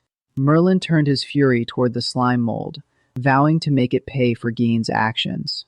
Merlin cast a deep magic spell called Atavistic Ray, hitting the slime mold. The slime mold stood confused, feeling no effect. Merlin was frustrated, wondering if his magic was weakened by the damage to his soul. Enraged, Merlin declared that he, the kingdom's strongest mage, would not be beaten by a mere weak monster. The slime mold noted that Merlin was already half dead from Gain's attack and decided to use his unknown abilities to catch her off guard, activating Search. Suddenly, a bird monster appeared and attacked Merlin. Merlin was blasted into a rock, severely wounded. Merlin cursed, swearing that if he could return to the church and recover, he would come back and burn the swamp forest to ashes. The bird gathered flames in its mouth, ready to strike. It unleashed a high-level spell, Pseudo-Dragon Breath, spewing flames toward Merlin. The bird let out a questioning sound as Merlin was burned to a crisp. Then the creature devoured him whole. Time passed. The bird began to evolve. After consuming Merlin, the bird transformed into a far more powerful creature. The creature evolved from a snake heron into a feathered snake dragon. The newly evolved dragon took to the skies and flew away. The slime mold stood in shock, unable to process everything that had just happened. The system informed him that the connection to Gein's system was lost, so only 37% of the skills could be transferred. Many skills like super mana and elemental resistance failed because he lacked mana, and dimensional enhancement failed due to body incompatibility. He moved to Gein's corpse and began absorbing skills, successfully gaining foraging, medical knowledge, cooking, 71% of general knowledge, and 83% of the land bestiary. Despite all he had gained, the slime mold felt no joy. He suddenly wished he could go back to being a simple, carefree slime. He then searched for the remaining pieces of Gein's armor. Shaking off his despair, he resolved to carry on Gein's mission. If the church succeeded in sacrificing all life, no one would escape. Even without a proper body, he thought he could still control the armor, though his movements were shaky. He tried to steady himself, but lost his balance and fell. It was difficult. He could focus on one part, but then neglect another, unable to coordinate everything at once. Deciding it was safer to hide, he stored the armor away, uncertain whether the church would send more agents. The system identified the armor as forged from Power Stone, able to absorb most physical damage, and crafted by Gein himself. He found himself in a dense forest. The forest was thick and mysterious, tall trees all around. Feeling overwhelmed, the slime mold decided to process the influx of information. The system loaded the Knowledge Encyclopedia and Land Bestiary, currently at 58%. Knowledge flooded into his mind, revealing the map of this world, the Ghost Valley Mountains, polar ice fields, wasteland mines, and the royal capital. He realized the world was vast. His current location was the swamp forest. The royal capital maintained teleport gates across the land, managed by the church. Adventurers could request permission to travel to different locations, but adventurers had to surrender half their findings to the church as tariff. The slime mold mused that if he found a gate, he could head straight to the capital. The path was set, but he needed to grow stronger before heading to the capital. His only assets were the damaged high-grade armor. There was also the corpse of the girl named Nia. Should he decompose it? Keeping the corpse would not bring her back. It would be better to let it decompose than to let it rot away. He began to decompose Nia's body. In his imagination, she whispered a farewell. From then on, he vowed to put an end to the evil church, even if he had to do it alone as a single slime. He received a system notification. Experience had reached the threshold, and he leveled from 49 to 50, gaining skill points and a new skill, domination. Combined with his own traits, it evolved into parasitic domination. A frog croaked on a lake. The slime mold tested his new skill, firing a plasmoid barrage, but the frog's danger sense allowed it to dodge. The frog looked confused, but then a flurry of projectiles shot toward it. Explosions rang out as the projectiles struck. The system announced the frog was defeated and experience gained. The slime mold apologized, saying he needed to test his new skill. The skill description explained that he could invade a corpse with his slime, turning it into a puppet under his control. Since syncing with Gein's system, the explanations had become much clearer. He spat a bit of his slime into the frog's mouth. Activating the skill, he initiated the parasitism process. The slime spread within the frog, covering 88% of its body. The frog suddenly sprang to life, croaking. The slime mold was astonished. Was it alive again? The system confirmed success. He now had a swamp frog puppet, but it was at the current limit. He realized that successful parasitism animated the corpse. Next came Dominion. He concentrated, trying to shift his awareness into the slime inside the frog.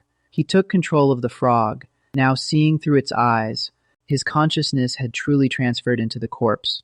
The system displayed the puppet's stats. Corpse, puppet, swamp frog, durability 89%, with skills, charge strike, tongue fist, and pounce. He was amazed at the species info, but wondered about durability. Then he realized that since it is a corpse, it did not have HP. The vision was so wide This was the world through a swamp frog's eyes. It felt amazing. Having invaded all the nerves, he even inherited muscle memory, so the body felt like his own, with no need to readapt. But when his consciousness entered the puppet, his original body went into auto mode. That seemed risky. In battle, he'd need to hide properly first. Forget it. He was going to test drive this new body, excited. He tried to make the frog catch a fly using tongue fist. He kept trying to control the frog to catch a fly. He commanded the frog to pounce on a small snail, shouting for it not to run. The system warned that the signal was weak, and the connection was lost. Before he could catch the snail, the connection to the frog was severed. He estimated the distance to be about 30 meters, so he could not control the parasitic puppet too far from his original body. The snail moved away. Suddenly, the frog jumped up, and he called out in surprise. Was it revived? No, it was automatically hopping around wildly. Then he understood. He explained there were two modes, active dominion and auto mode. His original body was like a signal tower. When actively controlling, too far away meant signal loss. Near the original body, the puppet would trigger auto mode and act on its living instincts. But the auto mode did not seem very smart. He decided to recall the puppet. The system noted one swamp frog puppet, so if he defeated a strong enemy, could he parasitize its corpse too? If he could parasitize high-level monsters, he could build a powerful army to fight the evil church. He chuckled and continued looking for suitable targets. The scene shifted. The slime mold was now fighting some creature. He took 70 damage from a water jet. He demanded, who dared ambush him, then shouted, "Here I come." And, "Are you ready?" He saw a water-spitting crab. Perfect. Material delivered itself. He was surprised to realize it was not a crab, but a pufferfish. He exclaimed that everyone treated him like a meal. He'd show them the power of a level 50 low-level monster lord, with confidence from his level. The pufferfish inflated and used water gun, shooting a jet of water at him. He dodged. He dodged the pufferfish's projectiles. He fired back with plasmodial barrage, shooting projectiles at the pufferfish. The projectiles hit the water, causing a huge splash. He was not about to let it escape after attacking. He used Morph Net, transforming his body into a large net to catch the pufferfish. The system announced defeat, granting experience points. He was amazed at how much he got. The pufferfish dissolved. He obtained a new puppet. Corpse, puppet pufferfish, durability 99%, skills, water gun, steel bite, and inflation. The scene changed. The slime mold was on a tree, observing a crab feeding below. He suddenly pounced on the crab. He wrapped the crab in his slime. As the crab tried to shake him off, he drilled into the gaps in its shell. He successfully parasitized the crab. The system granted experience points for defeating the target, and Dominion activated. He now had a swamp crab puppet. Its stats showed durability 99%, skills, water gun, foam, and pinch, pinch, pinch, pinch. The scene shifted to a swarm of bees using a skill called Swarm Summon. Controlling the frog, the slime mold charged at the bees, boasting, "Watch my power." Croak. The frog used Empowered Tongue, whipping its tongue around and striking the bees with a series of loud smacks. The bees got stuck to the frog's tongue, and the frog swallowed them all in one gulp, earning experience points. A golden vortex swirled as energy converged. The magical bees used their stingers to create a ball of fire. The slime mold realized a honey bomb was coming, and that the swamp frog alone would not cut it, so he switched consciousness. He shifted control to the crab. The crab fired a water gun, a stream of water shooting toward the bees with a poof sound. The two forces collided in a massive explosion, but the system warned that the crab puppet had run out of water and could no longer use water gun. The crab's water was completely depleted, and the slime mold gasped, but the bees' attacks were overwhelming, buzzing fiercely. A fiery explosion scorched both the crab and frog puppets, leaving them charred as the slime mold sighed. Just as the bees thought they had won, another attack struck them from behind. The slime mold cheered for a successful ambush, having controlled a pufferfish for the surprise attack. He performed another consciousness shift. The slime mold remarked that parasitic puppets were replaceable and the loss did not bother him. The bees erected a triple beeswax barrier. but the slime mold charged straight into the swarm. Pushing through, he used his plasmatic cannon, declaring that he was just testing team combat. The slime mold approached the beehive using his slimy secretions. He used his search skill to locate the hidden queen bee. He grabbed the queen bee and moved in to attack, while she squeaked in distress. Surrounding the queen, the slime mold mused that if the plan worked, his first army would be complete. He imagined controlling the queen and the entire swarm, envisioning his victory. The system announced successful parasitism, and the new puppet was the wasp queen, with 99% durability and the hive mind skill. Using the queen, the slime mold called out for the children to arise, but there was no response, leaving him puzzled. He realized that once the queen dies, the whole colony perishes, so parasitizing the queen was pointless. He decided to pick a more useful puppet instead. The slime mold switched to parasitizing the strongest wasp, obtaining a wasp mage puppet. Its stats showed 99% durability and skills like gather honey, spark magic, and levitate. Night fell at the slime mold's hideout, and the slime mold squad was formed. Assemble! He named the frog Froggy, and it croaked in response. He named the crab Crabsook, noting its larger claws, and it clicked. He named the pufferfish Poco, and it bubbled and splashed. He asked about Master Bee, but it was gone. I clearly released it just now, he said. Huh, could it be? The frog had instinctively caught and eaten the bee. Slime Mold declared the first rule of the Slime Mold squad. Never eat teammates. The bee puppet's durability dropped to 70%, buzzing weakly, and the Slime Mold reassured it. Slime Mold noted that the combat squad now had a solid structure. He imagined his army, a tank leading the front. A shooter would provide ranged support. A mage was ready to cast spells, and an assassin lurked in the shadows. He declared himself the supreme commander and strongest support, facing the feathered serpent dragon, the stage boss. In his mind, the team clashed with the feathered serpent in a fierce battle. The feathered serpent used a stomp attack against the bee master. The slime mold ordered Crab to use shell defense. The crab blocked the dragon's attack, but its shell defense was depleted and health began to drop. He reassured them and used cytoplasmic injection to heal the crab. Seizing the chance, he commanded the mage and shooter to attack with full force. The bee mage and pufferfish shooter unleashed their skills, striking the dragon. The slime mold noted the dragon's thick fur and that the bee master and pufferfish could only hold it temporarily, so he sent in the frog assassin. The frog assassin leaped and hit the dragon's eye, dealing massive damage with assassination art and weakening it. With a sound, the slime mold dismissed the flattery and urged the team to finish the dragon off. The team ganged up on the feathered serpent, overwhelming it. The feathered serpent was completely defeated and the slime mold's army claimed victory. Without delay, the slime mold jumped down from above. He declared the beginning of his cultivation training. A level 9 bouncy mouse appeared, carrying something in its mouth. Suddenly, a cat caught the mouse with an empowered tongue attack. The level 21 mimic stone cat devoured the mouse. Startled, the cat looked up and meowed in surprise. A level 35 swamp giant mosquito attacked and killed the cat instantly. The mosquito proceeded to suck the cat's blood. A gasp was heard. With a boom, the mosquito finished draining the cat completely. After feeding, the mosquito laid eggs on the lake surface. Fish below rushed to eat the falling eggs. Suddenly, an electric discharge killed the fish and mosquito in the water. A level 44 electric catfish emerged, feeding on the electrocuted remains. The electric catfish began to glow, preparing to evolve. The slime mold watched from above, shocked at yet another evolution after the serpent bird. The catfish evolved into a level 52 thunder catfish, displaying its new ability, Thunder Flash. The scene returned to a serene forest pond with lily pads. The slime mold marveled at the evolution, wondering if monsters were evolving more frequently.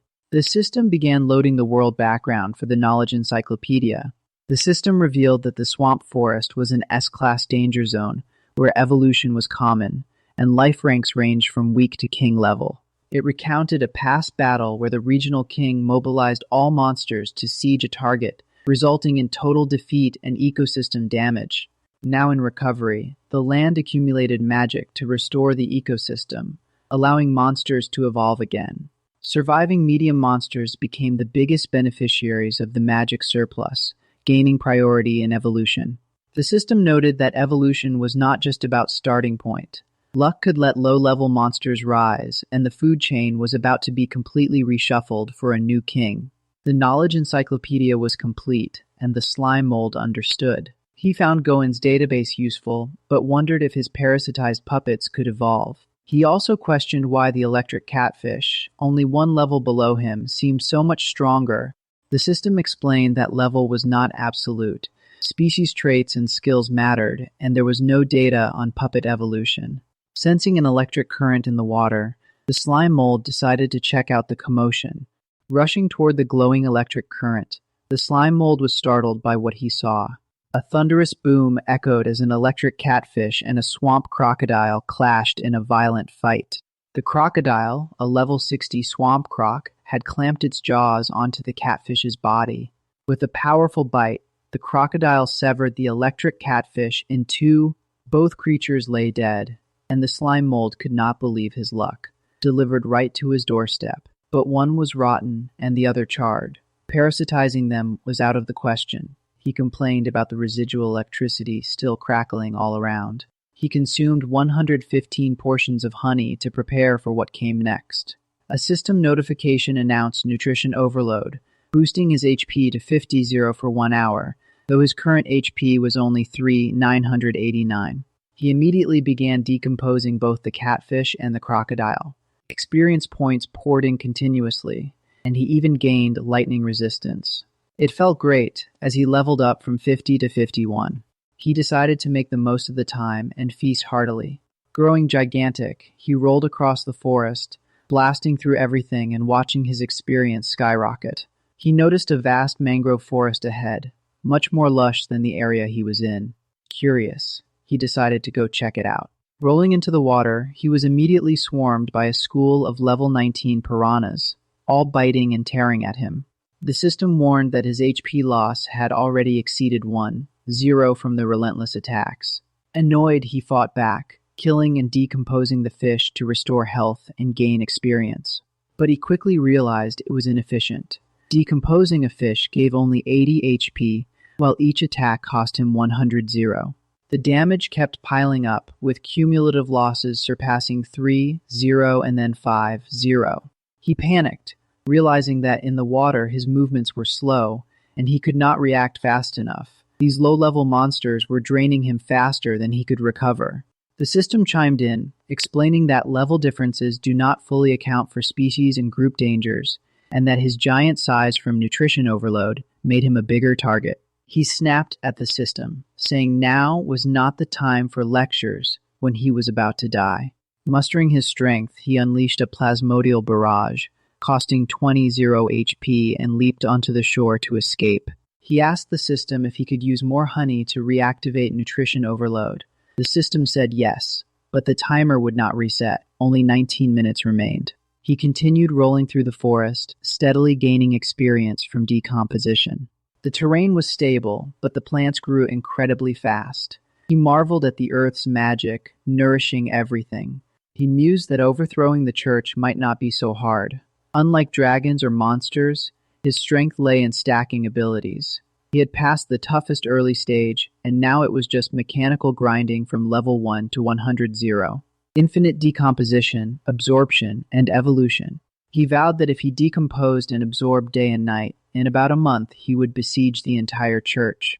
But when he asked about something, the system refused, saying it was not allowed.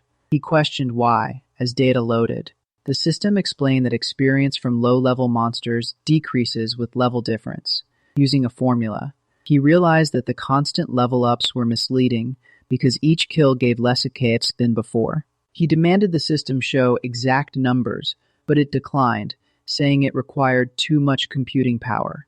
Also, nutrition overload had ended, and the next activation would cost 5 times more. He complained that the system's AI customer service tone was annoying, even though it had become smarter after the update. Then, nutrition overload expired. He told the system to back off, and it cheerfully agreed. He grumbled that his inventory was full again. He spat out a load of decomposed material. It was a pile of all the things he had decomposed earlier, now regurgitated. Finally, the tide receded, revealing the beach. He wondered what wild game he could hunt here, as something stirred in the mud. He grimaced at the thick mud, saying he was already sticky enough without it. He noticed many holes in the mud flat. He called out to see if anything lived inside, only to get a face full of mud from one of the holes. Angered, he shouted a warning and then dove straight into the hole. Inside, he found a mud skipper, but since they were on land, he was not afraid of it. The mud skipper suddenly leaped up and let out a strange wailing sound. The sound wave reached him, and he was surprised that this creature could even make noise. More mud skippers emerged from other holes, apparently responding to the call. He decided to summon reinforcements, calling out a technique he remembered from comics. Using his summoning skill, he brought forth puppets to fight alongside him. He grinned, thrilled to finally use the cool abilities he had seen in comics. The mud skippers retaliated by shooting mud balls at his puppets. The mud stuck to a crab puppet, immobilizing it, but he knew his own body made of cytoplasm was immune to such attacks. The bee wizard used honey convergence. He created a honey ball to trap the mud skippers, but another group of mud skippers attacked the bee wizard. Seeing this, the slime mold commanded the snakehead fish to block them and used inflate. He then shifted his consciousness to the bee wizard and continued using honey convergence. The bee wizard wrapped the mud skippers in honey balls. The slime mold declared success, noting that honey's stickiness was perfect for restricting movement. He noted that honey's viscosity comes from its high sugar and low water content, even higher than his own cytoplasm. Then the bee wizard used the basic spell Spark Ember to burn the mud skippers. The slime mold dissolved the mud skippers, gaining experience from both kills and decomposition. He observed that the parasitic puppets kept their former personalities, noting that Froggy was a show-off. He detected a smell and wondered what it was. He realized what it was, and the system notified a new dish: honey grilled fish. The puppets wanted to eat too, which surprised him since they were already puppets. He invited them to a victory feast, describing how the honey grilled fish was delicious, and the system indicated that decomposing cooked food yields more experience. Suddenly, more enemies appeared, and he called for battle readiness. A mud skipper leader, level 49, emerged with a roar. The slime mold recalled that the leader could remember friends and foes and command the group with sound waves. He compared it to the queen bee, but noted this one could fight. He decided to repeat the same tactics and asked everyone if they were ready. He got angry when his puppets kept eating, even with the enemy approaching. The mud skipper leader leaped and tried to gulp down the crab, snakehead fish, and bee wizard, but the slime mold managed to pull them to safety. He decided that wireless mode was unreliable and switched to a wired connection to strengthen the signal. By directly connecting to the puppets through his cytoplasm, he could instantly relay commands. It was not as precise as taking over directly, but it allowed for more coordinated attacks with greater numbers. He realized he was essentially using puppet art and thought it was cool. He ordered the attack, noticing that the leader ate its own soldier's corpse, driven by instinct and low intelligence.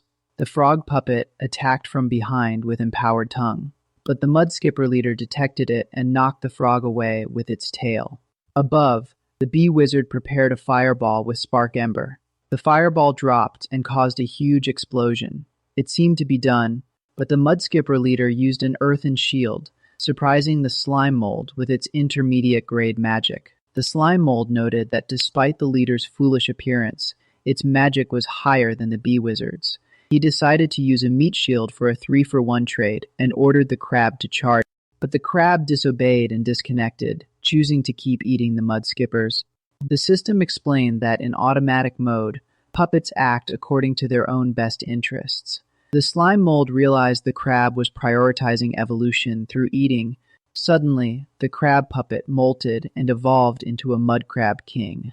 The system described the mud crab king as a leader-level monster with an iron-hard shell, capable of crushing iron shoes, and with gold in its shell. The slime mold used consciousness shift to take control of the mud crab king, boasting that he now controlled a medium-danger monster while the leader was only normal danger. He declared, "Prepare yourself." He drove the crab to charge at the mud skipper leader with a golden impact. The mud skipper leader broke off a scale and threw it like a boomerang, slicing the crab in half. The slime mold was stunned that his crab was one-shot, wondering why. The system explained that after molting, the crab's shell is soft for about 7 days, making it most vulnerable. The slime mold started imagining how to cook the crab, remembering a recipe that uses magical potato flour for batter. He imagined deep frying it for 3 minutes. After cooling, it would be ready to eat, but only golden mud crab kings, our safe green or blue ones, contain heavy metals. He drooled at the thought, then scolded himself for turning to cooking skills for answers. The fin boomerang returned to the mudskipper leader, who caught it. The mudskipper reattached its fin, ready to continue the fight. The mudskipper raised a hand, taunting the slime mold to come at it, looking stylish. The slime mold acknowledged the mudskipper's intelligence and declared it would get serious, expecting plenty of experience points. The slime mold controlled its slime to advance toward the mudskipper. The slime mold suddenly launched its club at the mudskipper, shouting, "Over here." The club grazed past the mudskipper, but the mudskipper's skin was only slightly scratched, as its slippery skin reduced physical damage by 1/2 to 3/4 and lessened fire damage. The slime mold realized its attacks were being deflected, but figured it could wear the creature down slowly. The mudskipper used a skill to create an earthen shield, blocking the club with a mid-tier spell called Swamp Flow Art. The earthen mounds broke the slime mold's formation, severing the links. The slime mold cried, "My formation is broken." Above, the bee mage fired a fireball, but the mudskipper blocked it with its earthen shield. The mudskipper then used the earth to attack the bee mage. The slime mold directed the frog to pull the bee away from danger. The slime mold realized the entire mud pit was under the mudskipper's control. "It has home field advantage," it exclaimed.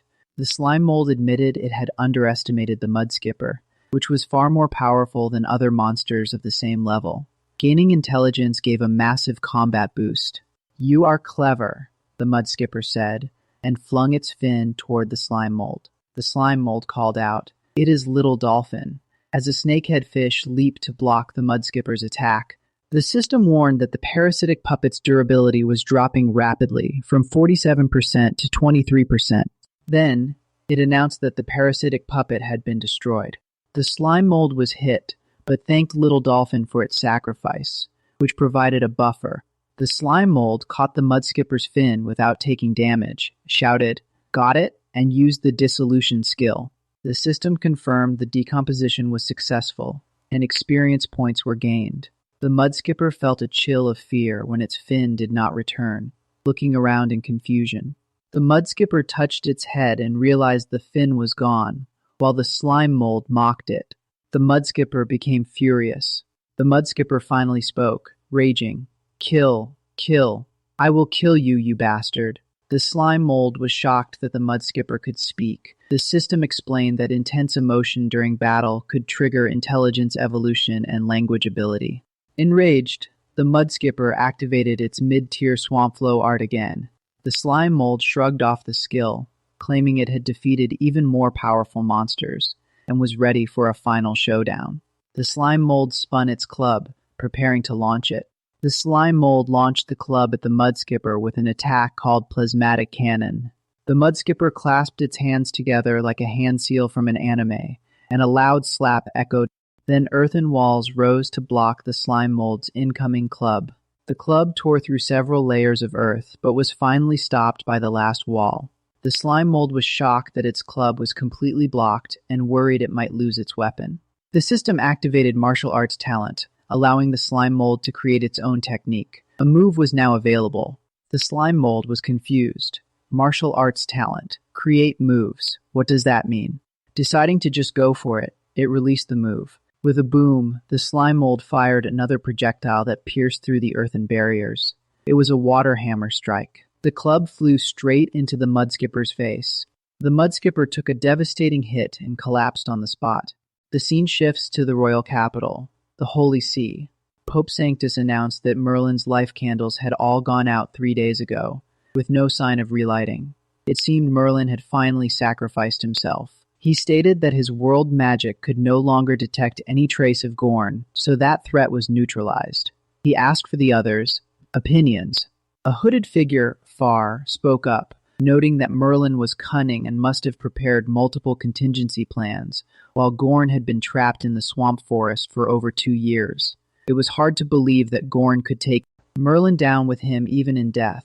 Far suspected that Gorn, as a transmigrator, might still have hidden cards, and offered to go and completely erase the swamp forest to eliminate any future threat. Pope Sanctus acknowledged.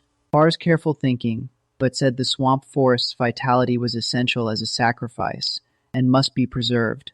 He assured them that his world magic never erred, and that Gorn was no more. Far expressed hope that was true, but urged that the priority should be to replenish the 7 holy knights' strength, not letting Merlin's death delay the ascension plan. Pope Sanctus agreed, saying that a suitable candidate had arrived, and invited them forward. A young woman stepped forward and greeted the Pope and the holy knights. Dilan, the head of the Holy Song Guild and one of the 7 holy knights, remarked that she was Merlin's apprentice, indeed a suitable candidate, but her personality was nothing like Merlin's. Louisa, crying, begged the Pope and the holy knights for help. She pleaded, saying they had to save Master Merlin. She did not know what to do without him. The Blue Hat Guild would be ruined.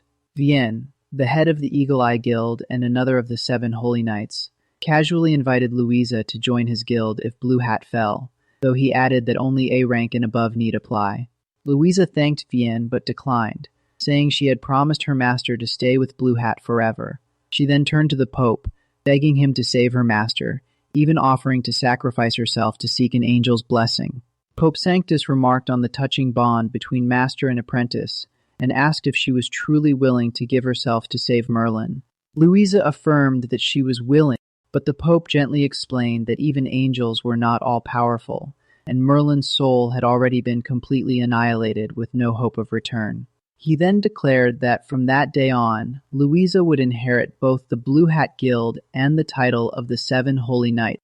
Louisa cried out in despair, but Vienne told her to stop crying and show gratitude, as many stronger people would kill for the title. Louisa composed herself, saying she would inherit her master's will, manage the guild, and serve the church wholeheartedly. Then, in a flashback, Louisa remembered a time when she had asked her master why he had activated the tracking magic urgently, asking if something was wrong. Merlin's voice replied, cursing Gorn and revealing that he had copied his soul fragments into all his disciples. Louisa had the highest compatibility, and he intended to possess her body to be reborn. He called her over, asking for her hand. But Louisa refused, saying that as long as she did not touch him, the magic spell he had engraved on her heart could not be triggered. She had secretly read his black magic book. Merlin panicked, accusing her of defying him, and begged her to save him, offering to teach her everything. Louisa said she would help him now. She pulled out a dusty book, and then, in a twisted tone, she said she would help him by killing him, so that everything would become hers. The scene then shifted back to the slime mold's battle. The mud skipper suddenly opened its eyes and woke up. It muttered in frustration that its trick had not worked. The slime mold urged his frog mount to go faster, reasoning that since the system had not logged any kill experience, the mud skipper was either unconscious or playing dead. Either way, safety first, so they should keep running. The mud skipper gave chase. The slime mold screamed that it was catching up. He directed the frog to turn into a different area, not to compete with speed on the open mud flat. The slime mold ducked into a swamp forest. The mud skipper arrived and began searching for him in the forest. The slime mold thought to himself that his water hammer attack required stretching his body to a certain distance, and the mud skipper's intelligence meant it would not fall for the same trick. The mud skipper's mud control magic was troublesome, and with home field advantage, it would be risky. Though he wanted its body, it was not worth the danger. The mud skipper taunted, calling the slime mold a little yellow bastard and saying it could not hide forever.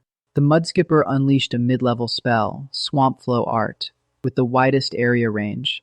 The slime mold was shocked that the spell could also be used for mapping, as a stream of mud began to surround his frog. The mud skipper shouted, "Over here!" and pounced. The slime mold cried out in frustration, as mud began to envelop both him and the frog.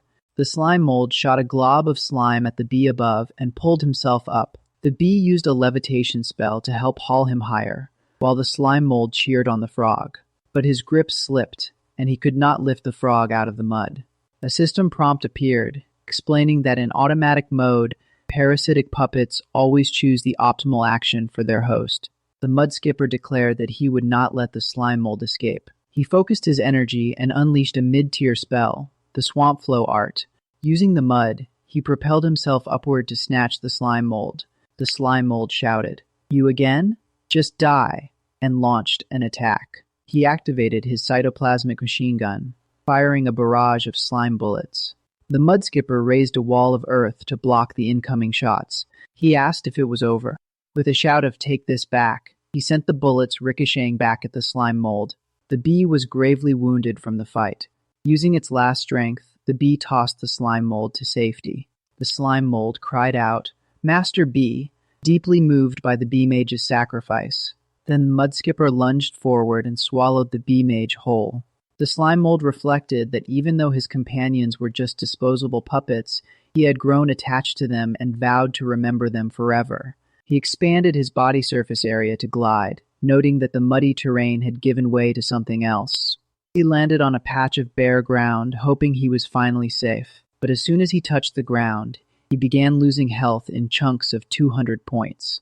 Startled, he leaped into a nearby bush, complaining about the sudden damage. The system notified him that he had landed in a highly saline alkali flat, causing osmotic imbalance, and that his previous adaptation was only for high-moisture environments. He asked how he was supposed to leave this deadly place. He saw that the clumps of grass were spaced too far apart for a single leap. The mudskipper appeared again, and the slime mold tried to reason with him, but the mudskipper was enraged because his hair had been ruined. The mudskipper swore to hunt the slime mold to the ends of the earth, claiming his rage made his magic more potent. But the mudskipper was also being burned by the salty ground beneath his feet. He let out a pained yelp and jumped. The slime mold yelled in frustration. Then suddenly the mudskipper appeared on the grass clump, while the slime mold found himself on the ground, losing health. His health dropped and then increased from using honey. But the honey ran out, and the system warned him to leave the alkaline land. The mudskipper had used a substitution spell to swap their positions, laughing as he watched the slime mold suffer. The slime mold realized he could not make it to the next patch of grass in time. Desperate, he frantically searched his inventory for anything that could save him. He found something and pulled out a pair of iron legs called Feather Flip. With a loud crash, he brought out the iron stilts. The mudskipper stared in surprise. The slime mold found that the iron stilts completely insulated him from the harmful ground. He wobbled awkwardly, not yet used to walking on stilts. "I am going to fall. Steady," he cried as he fought to keep his balance. After a moment, he felt more confident. He mused that controlling the iron legs was like walking on stilts, and once you found the rhythm, it was not so difficult. With a laugh, he said he'd be on his way. The mudskipper snarled and tried to use swamp flow art again, but the dry land had no mud to control. The slime mold laughed, taunting that the mudskipper's magic was useless here. The mudskipper fumed, swearing he would never let the slime mold go. After walking for a while, the slime mold noticed something glittering in the distance. It was a teleportation portal. Slime mold was stunned to see a teleportation portal, but there was a highly concentrated salt lake in between, and falling in would instantly dehydrate him. Plus, he was not strong enough yet to venture into the human world. He returned to his home in the rain. His system panel showed he was a level 51 slime mold with health 3,989, skills like decomposition, pulse, poison resistance, cytoplasmic jet, parasitic domination, and lightning resistance, and 3 skill points remaining. He explained that parasitic domination cost 2 points per level, so at level 7 he could control 7 puppets, but a mudskipper had wiped out his entire collection, forcing him to start from scratch. As the environment recovered, monsters grew stronger, offering more experience but also more danger. He reminded himself to stay low and slowly build strength. He realized it was raining hard and he had forgotten to close the door. Suddenly, he discovered the mudskipper had found his home, shouting, "Found you, you little yellow bastard." The mudskipper lunged at him. Panicked, he retreated into his base. "Do not come any closer," he yelled. He woke up, realizing it was just a nightmare. That mudskipper had really traumatized him. In the morning, he created some clones and ordered them to capture decomposable ingredients nearby. Go, he commanded. He set a new goal. Reach level 60. The system set at 60. He could undergo a class change or evolution. Suddenly, a tongue shot out from nowhere and hit him. It turned out to be the tongue of a gecko, a low-level monster that did not know who was the hunter. His decomposition skill dissolved the gecko's tongue. The gecko used its camouflage skill to hide. He used his search skill and taunted, "Camouflage is useful, but your opponent is me." "Found you," he exclaimed. He used parasitic domination on the gecko, gaining a new puppet. Swamp Chameleon with 87% durability and skills like Fist Tongue, Whip Tongue, and Camouflage. His clones returned with a lot of food. "So much? Well done," he praised. Because of the level gap, direct decomposition gave too little experience. He needed to develop more efficient skills. The system introduced cooking, processed ingredients, increased experience gain, and could trigger extra effects. He asked the system to scan the ingredients for possible recipes. The system listed several dishes, including aromatic deluxe platter and grilled fish, but all required fire, which he lacked. None of them work? Is there anything I can make without fire? He wondered. He spotted one. The system showed plain salad, washed ingredients, restoring 50 to 300 health points with no special effects. "What is the point of that?" he complained. Fire was not a problem. He could find a bee master, but he had eaten all nearby beehives. Then he recalled another monster with fire magic. Bang! The scene shifted to a squirrel eating chestnuts. Slime mold struck the squirrel on the head. "This creature's fire is way more powerful than the bee master's," he nodded. He used parasitic domination on the fire squirrel, gaining a puppet with 76% durability and skills like fireball, agile movement, and self-destruct. "Come on, little squirrel, heat up that stone slab for me," he ordered. The squirrel used fireball to create a flame under the slab for cooking. The fire lit up. He crafted a spatula by partially decomposing wood and remarked on the profundity of Chinese cuisine. 2 hours later, he sprinkled salt collected from the saline land onto the dish. "Wow, it is done," he exclaimed. His meal was ready. He said, "You are welcome," and savored his dish. Using his dissolution skill, he broke down the food, gaining a huge amount of experience and a 20-minute cold resistance effect. He marveled at the rich flavor, feeling countless particles dancing inside him. The ingredients were not just added together, their lives were not ending, but transforming into something new. He reflected that their deaths allowed the flavor to be reborn, to return with greater value. When they came together, they were no longer ordinary plants and animals, but eternal starlight in this dish. That, he thought, was the true meaning of cooking. He reached level 52, gaining more health, but his parasitic endurance dropped. Still, he said the strong flavor was worth it, since the experience gained far exceeded direct decomposition. 2 weeks later, he had mapped the area, including an alkaline desert, a portal, and an unexplored region, with tides that turned mangrove forests into mudflats. After thorough exploration, his mycelium now covered the entire area, making it his territory. His status showed he was a level 54 slime mold, with skills like decomposition and dominion maxed out. A kilometer away, he controlled a frog through his parasitic ability. He had invented a way to remotely control his puppets by placing split bodies as signal relays at intervals.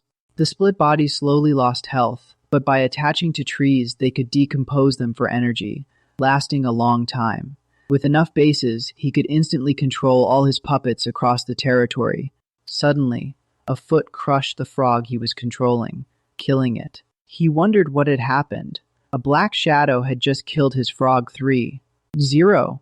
He quickly switched consciousness to a bird and spotted the culprit.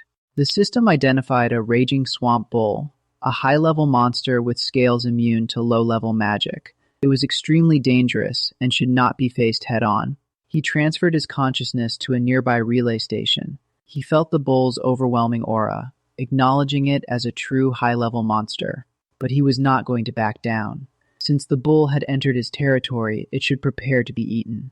He fired a plasmic cannon. The bull retaliated with its skill, death pressure.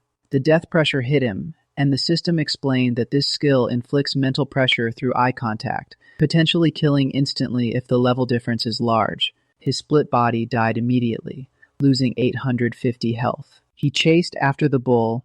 He spread a network of slime to trap the bull, then used his search ability to track it. He called out, "Over here." He noted that while the bull was physically stronger, its low intelligence made it easier to deal with than a certain jumping fish. By avoiding its attacks, he could slowly wear it down. The bull was completely unharmed, and he exclaimed in shock at its toughness. The bull used death pressure again, draining 900 of his health. With a crack, the bull charged and attacked him. The bull used Skull Blast, a powerful headbutt. A mysterious light appeared. He shot slime from the bushes straight into the bull's face. A large hand held a golden object. He exclaimed that it was squeezed really tight. He declared that no matter how thick the armor, the anus was always exposed. Gutting it from there was the most straightforward and effective method, even if unsportsmanlike. And now the bull was stuck with him. The bull's eyes turned red with rage. The bull frantically kicked and shook, trying to throw him off. He continued his assault, using Water Hammer to blast the bull's rear. The bull howled in agony. He declared that now it was his time. The slime mold noted that the cow had apparently emptied its bowels before arriving, so there were no obstacles along the way. He realized he was inside a stomach. Was this a cow? He used his tendril to poke into the cow's interior. The cow was in so much pain it foamed blood from its mouth. He planned to crawl out through the wound, burrowing into the cow's bloodstream. He slithered through the cow's body, searching for something. He found it, the heart. He struck the cow's belly with his tendril, unleashing a plasmatic cannon. The cow finally fell. The system announced a high-level monster kill, granting massive experience points. Decomposition was ongoing, experience points flowing in. Based on mycelial feedback, the slime mold deduced the cow came from an unexplored area. The system kept updating the experience gain. He wondered about the broken horn. Was it from mating competition? Or did a more terrifying monster break it while hunting? Either way, the swamp forest monsters were far more evolved than he imagined. Could there be a massive mana source nearby? He decided not to dwell on it and focused on the present. The cow's hide was tough, so he had to decompose from the inside. Decomposition successful. He obtained the swamp cow's hide, a high-grade forging material, and its meat, a premium ingredient. He chuckled. Even just decomposition gave plenty of experience. If he cooked the meat, he could gain even more. The system confirmed decomposition complete. He thanked the cow for the meal. The scene shifted to a teleportation gate. Someone seemed about to step out. Jim Cook, a B-rank adventurer of the Silverleaf Pavilion, exclaimed that the teleport gate had reopened after 2 years. Another adventurer grumbled about the bugs, saying they only came because Jim begged them. The grumbling adventurer repeated his complaint about the bugs and Jim's begging. A few female adventurers used lightsoar wings, an intermediate flight magic, and said they'd go ahead. Some people below complained that the Blue Hat Guild mages were cheating. Others noted flight magic was their exclusive perk. Lena Short, a B-rank adventurer of the Grey Feather Guild, snapped at them to focus on crossing Death Salt Lake, warning that falling in would instantly desiccate you. Jim assured her he had invited another helper. Lena challenged the helper to show what they could do. She Green introduced herself as a new member of the Silverleaf Pavilion, asking for Lena's guidance. She used Flash Freeze to create an ice path across the river. The onlookers praised her, saying her magic was on par with the Blue Hat Guild. 2 other adventurers thanked her and boasted they would collect enough life energy first to claim the bounty. She worried they were being left behind, but Jim dismissed it, saying those rookies did not know the danger of the swamp forest. A shadow emerged from the lake, unnoticed by the 2 adventurers. Suddenly, a snake burst from the water and killed the naive adventurers. Lena exclaimed in shock, and she trembled in fear. Someone commented that the snake had evolved to 3 heads by absorbing mana from the gate. A massive 3-headed swamp serpent appeared. Jim warned it was a high-level, possibly Lord-class monster, and commanded everyone to follow his orders. The 3-headed serpent loomed over the adventurers. The scene shifted to the slime mold grilling some baby swamp snakes. The cooked snake was described as crispy outside and tender inside. With restorative effects, the slime mold burned his mouth, losing 40 HP.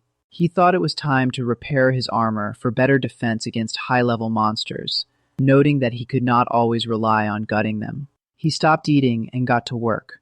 The system warned that while forging, his consciousness would enter the slime mold space, leaving his body vulnerable. He dismissed the risk, having mycelial alarms and parasitic puppets as guards. He entered the space, closing his eyes. He was now inside the slime mold space. Using the decomposition trait he got from Gorin, the slime mold could now forge directly inside the slime mold space. He pulled the armor out of the system. He placed the armor into the forging system and hit confirm. The system warned that if forging failed, all materials would be lost, offering a chance to cancel. Since the armor's durability was already 0, he figured there was nothing to lose and decided to go for it. He accidentally triggered the forge, and with a loud crack, the process began. A metallic arm emerged from the slime mold, signaling that the forging had succeeded. The system announced that he had successfully forged the vibration armor, which could absorb most physical damage and reduce 35% of damage from intermediate and lower magic. He was thrilled. He jumped into the armor and used his domination skill to fill it completely with his slime. He used his split bodies to control each limb, creating a coordinated slime mold squad for the armor.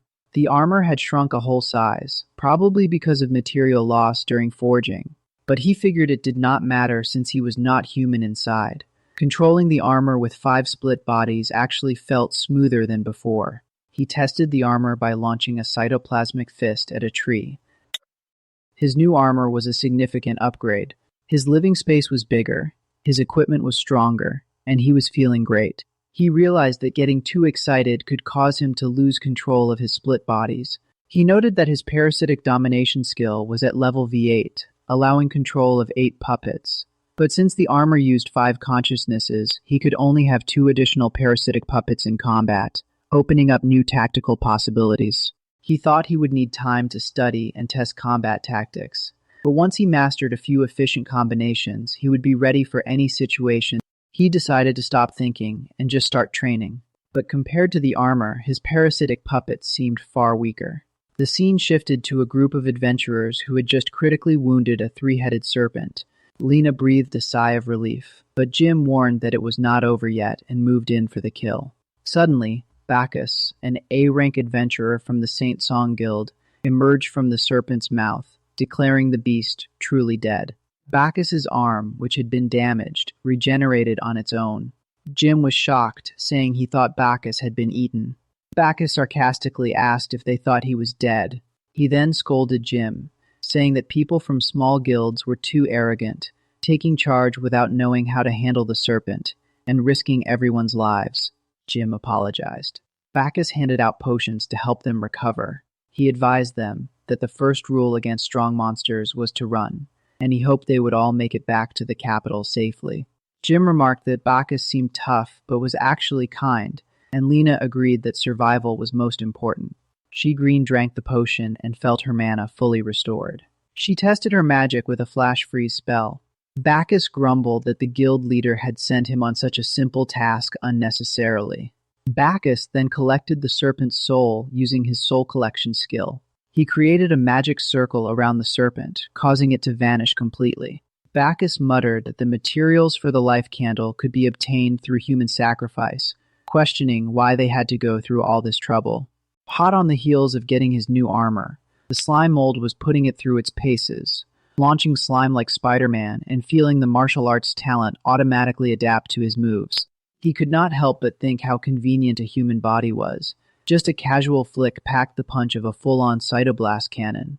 If this talent was this strong, the original owner Gorn must have been an absolute beast. Now that he'd gotten the hang of the armor, the slime mold faced a choice.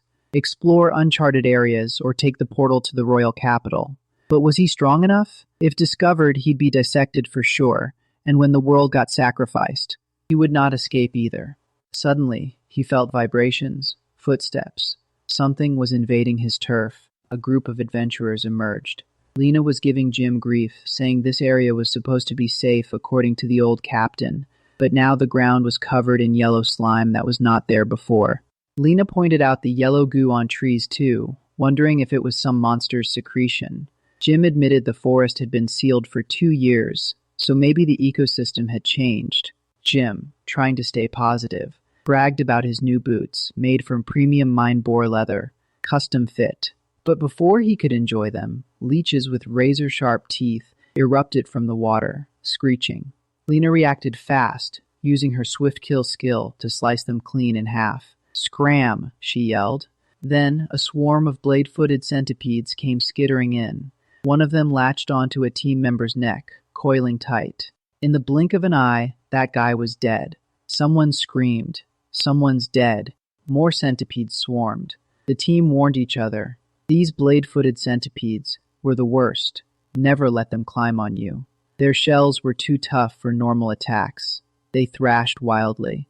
Lena noticed she encasing herself in ice to protect herself. "Hey, rookie, what is with just freezing yourself? Get over here and help. This is disgusting," she snapped. Jim shouted for everyone to calm down. Drawing his sword, he slammed a flaming sword into the ground, unleashing a magic sword technique. Holy flame, pure ground. The fire spread, catching the centipedes. Within moments, the centipedes were reduced to ash. Talk about a satisfying clean sweep. The slime mold, watching through a clone, was shocked. Humans? Did they come through the portal? Jim then used a soul collection skill on the dead centipedes, gathering their spirits. He turned to the team, giving a stern lecture. This was not a training ground. One mistake and you are dead. These low-level souls were worthless. They needed to hunt stronger monsters. Stay sharp. Suddenly, a frog controlled by the slime mold leaped at Jim's face, smacking him. "What the—" The frog hopped back and struck a taunting pose. Jim lost it. "You stinking swamp frog. I will kill you." He started hacking at the frog with Flame Slash, while Lena yelled at him to keep his cool. But the slime mold was directly controlling the frog, using a tongue fist attack that accurately nailed Jim right in the face. Jim cursed, vowing to kill the frog no matter what. Lena scolded him again. "Jim, you idiot, do not lose your head." The younger members, she and others, murmured among themselves, wondering if this team was really reliable. Someone reassured them that Jim was a famous magic sword user, but others said to stay cautious. While they were distracted, a spider on a tree shot web bullets at them. "Creep out." The bullets exploded into sticky silk. The sticky web splattered over the team. "What the heck is this? It is so sticky. I cannot move. Do not fall." She grabbed her staff and tried to use ice magic to free everyone, saying it was jungle spider silk. But just as she started casting, a tongue snatched her staff away. "No, my staff." As if losing her staff was not bad enough, she soon found herself completely trapped in sticky spider silk. Talk about a rough day. Meanwhile, Jim was absolutely livid, chasing the frog with murderous intent. "Die," he roared, while the frog just croaked and hopped away. But suddenly, a club came flying out of nowhere, straight at Jim's head. Jim reacted fast, blocking the attack with his sword. A clean parry. He then realized the yellow slime was a monster that could even use weapons. Prepare for battle.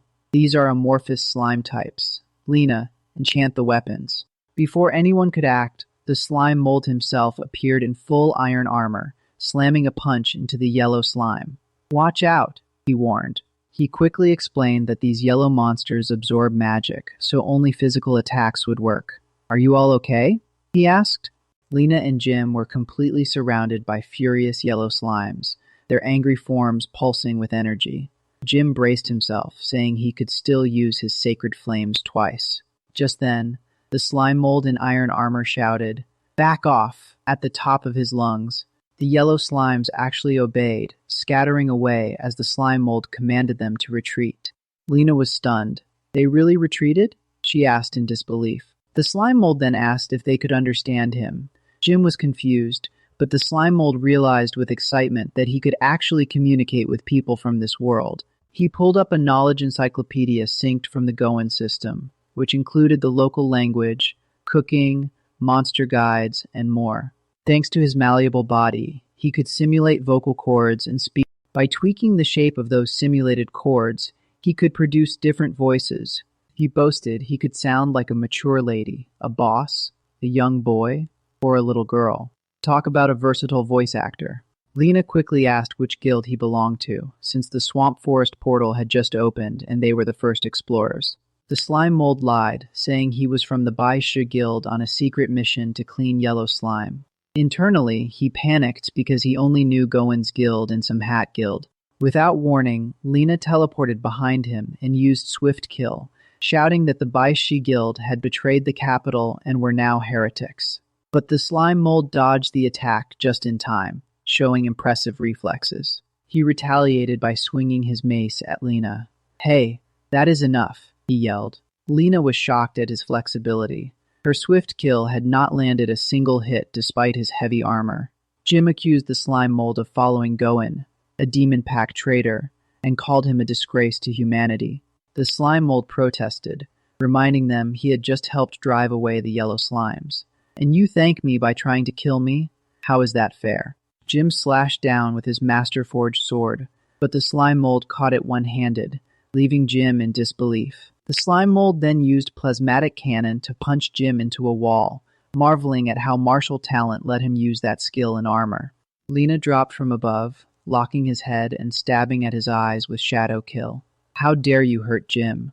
Die!" Jim shouted for her to keep him alive so they could interrogate him for info on other heretics. Lena hesitated, saying she got too angry seeing Jim hurt and accidentally killed him. Jim blushed, asking since when she cared so much. He pressed her, believing her master forced her to reject him and leave the Silverleaf Pavilion Guild. Lena admitted her master said to abandon all emotions to become a great assassin, but then asked if Jim would run away with her to live a normal life. Lena shyly agreed, saying she would be willing to stay with him forever. The slime mold, still alive, groaned at being ignored. He realized the church had brainwashed everyone into thinking Goen's guild was demonic. He suddenly grabbed Lena by the collar and threw her aside, sending her crashing with a loud bang. Lena was shocked he was still alive despite having his head pierced. The slime mold declared he'd tie them up since they could not talk nicely. Jim checked on Lena, who guessed the slime mold had demonic power. The slime mold insisted the church had deceived them, and noted he was strong enough to handle ordinary adventurers. But Jim was not backing down. He declared he'd destroy him for real this time, charging up his blade. His sword blazed with sacred flames, ready to burn away all evil. The slime mold sighed and pulled 2 daggers from the eye sockets of his helmet. "I did not want to kill you, but do not force me to be a villain," he said. A system prompt flashed. Combat Talent Raider activated. Meanwhile, elsewhere in the swamp, a pile of charred mudskipper corpses lay smoking. Someone was collecting their soul. "Sister Fife, I sense abnormal magic to the left," said a companion. Fife smirked. After killing so many, their leader finally showed up. Suddenly, something burst out of the mud, charging straight at them. "What the?" someone yelled. It was a massive mudskipper. But Anita, a C-rank adventurer and Merlin's last disciple, was ready. "Let me handle this." Wind magic. She conjured a powerful gust. Anita started gathering her strength for a counterattack. But within minutes, the mudskipper struck her down in one brutal blow, sending her straight to the logout screen. As she collapsed, one of her comrades gritted out, "I have to kill it," while another weakly protested, "You cannot do that." Fife snapped them out of it with a sharp command to counterattack, and without hesitation, she unleashed her intermediate lightning magic, Crimson Lightning. A barrage of red lightning bolts rained down on the mudskipper, but the creature zigzagged through them in a hilariously clumsy dodging spree. Talk about a mess. Just then, 2-liter mudskippers emerged from the mud. Feifei cursed under her breath, realizing they could sense magic and move at insane speed on the swamp. Lua Lua was baffled. Mudskipper tribes never had 2 kings at once. Feifei shrugged it off, telling Lua Lua to hold off one while she charged up a high-level spell. She began casting Scarlet Bolt, ready to blast the leader to pieces. The mudskipper countered by raising an earth wall to block the spell, roaring in defiance. But Feifei smirked, explaining that even if the bolt was blocked, the arc from Scarlet Bolt would paralyze it. And true enough, the smaller mudskippers were lifted mid-air. However, the mudskipper from behind triggered an explosion that sent Luo Luo and Feifei tumbling. Feifei snapped. "Seriously? You cannot even hold off one leader." Suddenly, A mudskipper burst up from beneath Fifei's feet and grabbed her leg. What?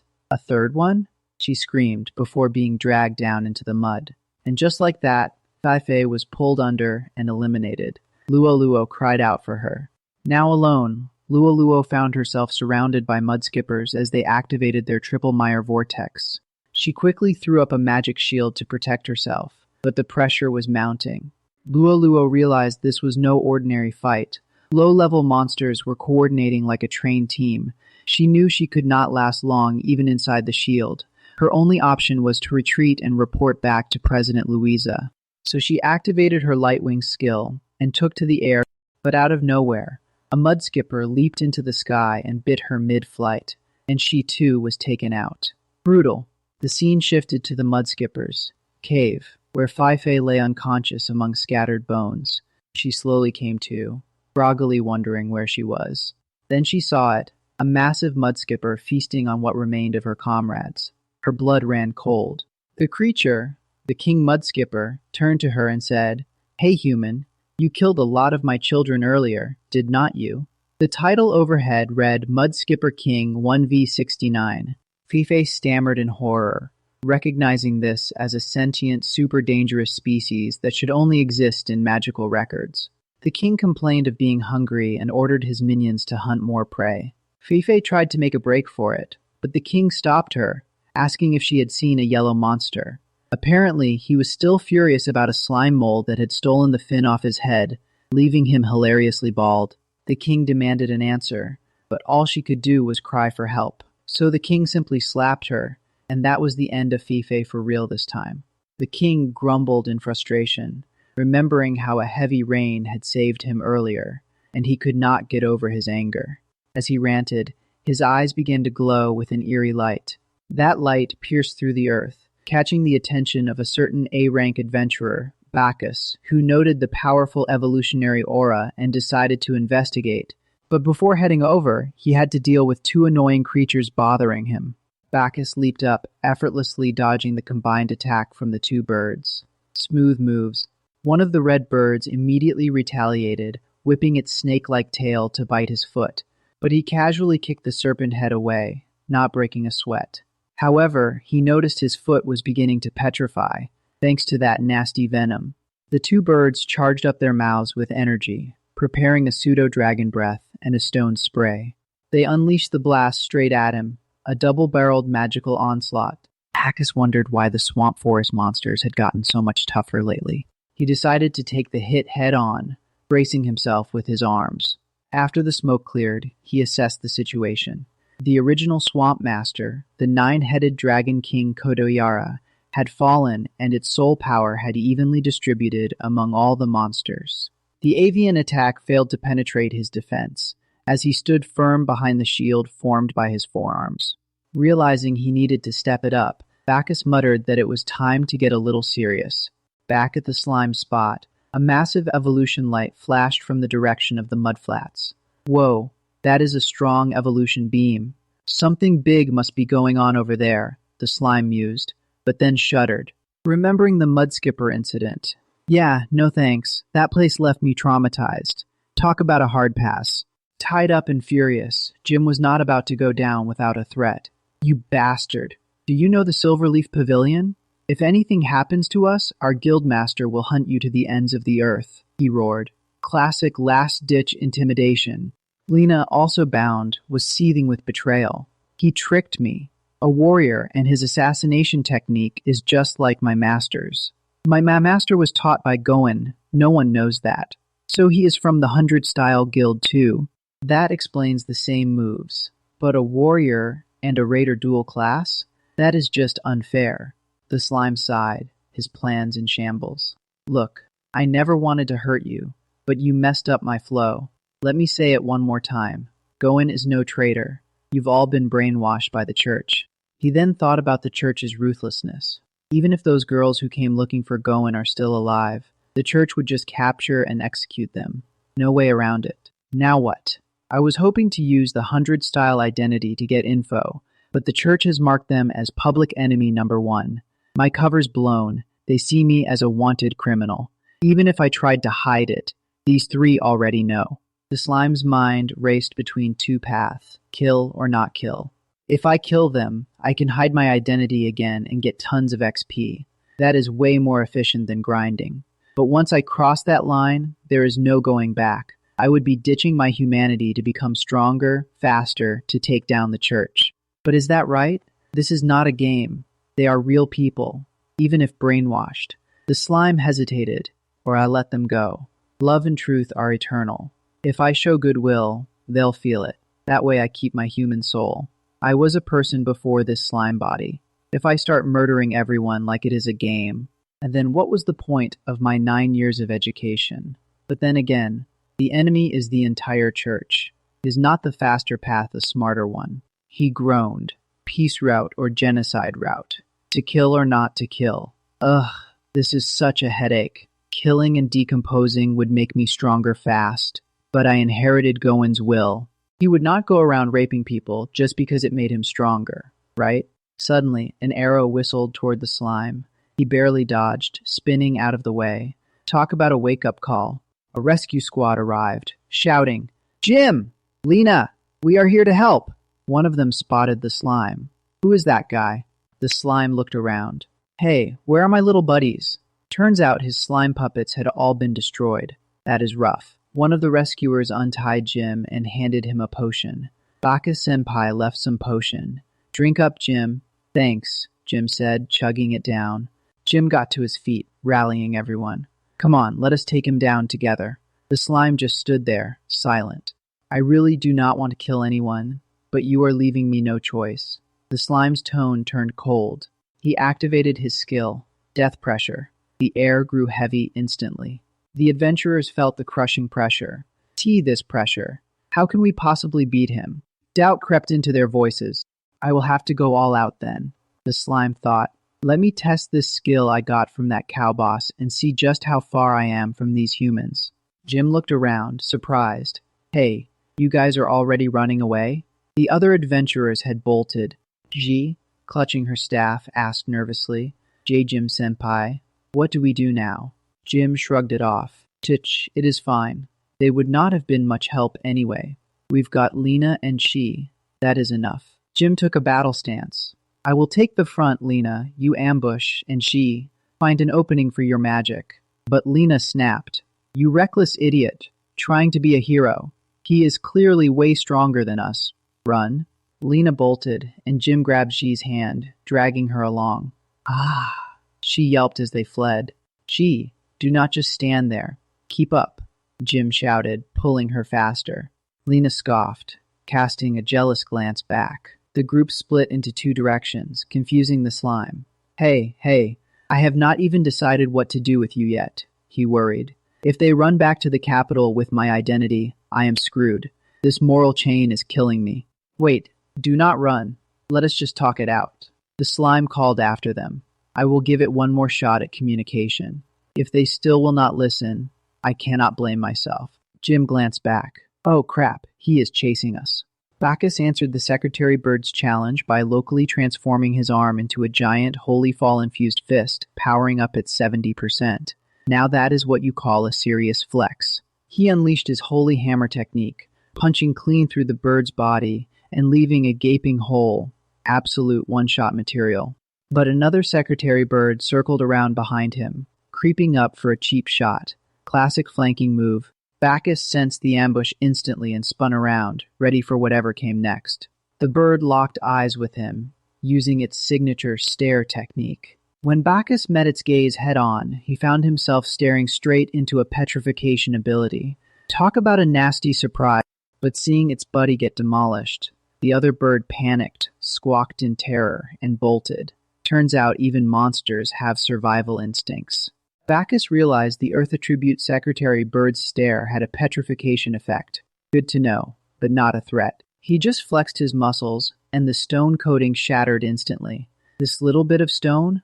My antibodies alone can handle it. No potion needed. Main character energy through the roof. He gave chase to the fleeing bird, calling out, Run away? Not on my watch. He clapped his hands together on the bird's head like it was a mosquito, crushing it in one swift motion. Satisfying. Absolutely not allowed. Bacchus declared as he finished it off. Brutal. Then he used soul collection to absorb the bird's corpse, turning it into experience points. Efficient grinding at its finest. Just then, the adventurers, Jim, Lena, and she, came running back toward Bacchus, shouting for help. Bacchus-senpai, guess who got scared off by a slime? Bacchus raised an eyebrow. Huh? Why are you back here? Looks like the tables have turned. The adventurers, Jim, Lena, and she, came sprinting back to Bacchus, shouting that the monsters were attacking in perfect formation and that an armored figure was giving them the creeps. We are outmatched, they cried. Talk about a rude awakening.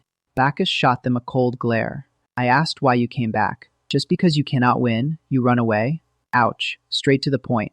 Can you run away? He repeated, as if questioning their very survival instinct. The adventurer stammered. No, it is not that. This mission is way beyond us. We'll pay the penalty to the guild. So much for bravery. Bacchus just patted them on the head. It is fine. You can go. The pat sounded almost mocking. You've already paid the penalty, he said. What? When? They asked, totally confused. When you drank my potion, he replied with a snap of his fingers. With a snap, the trap was sprung. The red blood cells inside the adventurers began to mutate, violently. Mutation! The very cells that kept them alive were now their undoing. In an instant, the adventurers were logged out of existence. Bacchus had effectively deleted them. He then activated Soul Collection, absorbing their souls like it was nothing. Soul Collection, the skill name says it all. Though they are weak, human souls are far higher quality than low-intelligence monsters, he mused as if collecting rare specimens. Meanwhile, a shimmering ice crystal portal opened, and Jim's group stepped through, thinking they'd made a clean getaway. They emerged into the forest, relieved. 3 teleports should have lost any tail. 3 times. He cannot possibly follow us now, Jim boasted. But from a nearby tree, a slime mold was watching, its mycelium network already tracking them. Found you, the slime mold called out. As long as you are within my mycelium, you cannot escape. Let us try talking first. Maybe they'll cooperate. This slime is a reincarnated human, after all. The slime mold caught up in no time. Over here, it announced, blocking their path. Lena screamed in panic. How does he always find us? Pure terror. She fired back with an ice gatling, sending a barrage of frozen arrows at the slime. But it bounced off like mosquitoes hitting steel. Sure, it is magic, but when it lands, it is just physical damage. My armor blocks it all. The slime taunted. Absolute defense. She's face fell. No effect at all. Their trump card was useless. Lena pulled out a special leaf from her master, claiming it carried the aura of an ultra-high-grade earth gem, and, once activated, could blot out the sky and seal any target. Talk about a trump card. She hurled the leaf toward the slime mold, muttering that, despite being a keepsake from her master, she had no choice but to use it now. A leaf? The slime mold scoffed as the leaf stuck to his armor. Suddenly, countless leaves swarmed the slime mold, draining his HP by 10 each second. The system chimed, "This is the ultra-high-grade earth gem effect, nourishing plants. That leaf is absorbing your life as nutrients. Recommend fire magic to burn it." The slime panicked, "Earth gem? What the heck? And I do not know fire magic. Talk about a skill issue." But then, a light bulb went off. The slime channeled his own body's energy and unleashed a fireball, blasting through the leaves. In an instant, the burning leaves scattered into ashes, though the slime's HP dropped by 300. A costly but effective counter. The slime grinned. Thanks to that ice mage earlier, I got an idea. If magic can become matter, then matter can become magic. My parasitic puppet ability is the perfect conversion center. He sacrificed 300 HP to fuel the spell. An endless arsenal was now within reach. If he could capture a puppet that knew high-level magic, he could cast any spell he wanted. They ran? No, he cried, snapping back to reality. The adventurers had bolted. Time to stop playing around. He activated his slime core, oozing out of the armor and expanding into a massive blob of mucus. Full speed ahead, the giant slime shot through the forest at a terrifying pace, leaving a trail of goo. He tracked them through the mycelium network, sensing their footsteps. But suddenly, the trail dead-ended. This zone ahead, I have never explored it, he noted. Every time his mycelium spread there, it withered quickly. As a slime, his instincts screamed danger. Maybe he should just let them go? Playing it safe is the real win. Meanwhile, Jim's team emerged in a dark, eerie swamp forest. Jim remarked, "This place is nothing like the newbie zone I visited 2 years ago." Lena added, Yeah, now it'd take an A-rank party to clear it. Excellent. Let us take a break. Thanks to your leaf, we should have lost him this time, Jim said, relieved. Lena sighed. That was my master's gift, not just a sealing tool, but a memento. Suddenly, a blob of dark green slime dropped right onto Lena's head. It turned out to be a massive earthworm looming above them. Lena whispered, "Do not move. Giant earthworms are blind. They sense vibrations." Jim could not help but mutter in disbelief. Wait, are not giant worms supposed to cap out at 3 to 4 meters? How the heck did this one get so huge? Talk about a size break. But before anyone could answer, a blinding light erupted. A holy hammer skill tore straight through the worm's midsection like tissue paper. A torrent of blue, viscous fluid sprayed everywhere, covering the entire team in seconds. Gross but effective. And from the gaping wound stepped Bacchus, his fist still glowing. "You three?" he growled, trying to run away, "were you?" Just like that, their escape plan was completely cooked.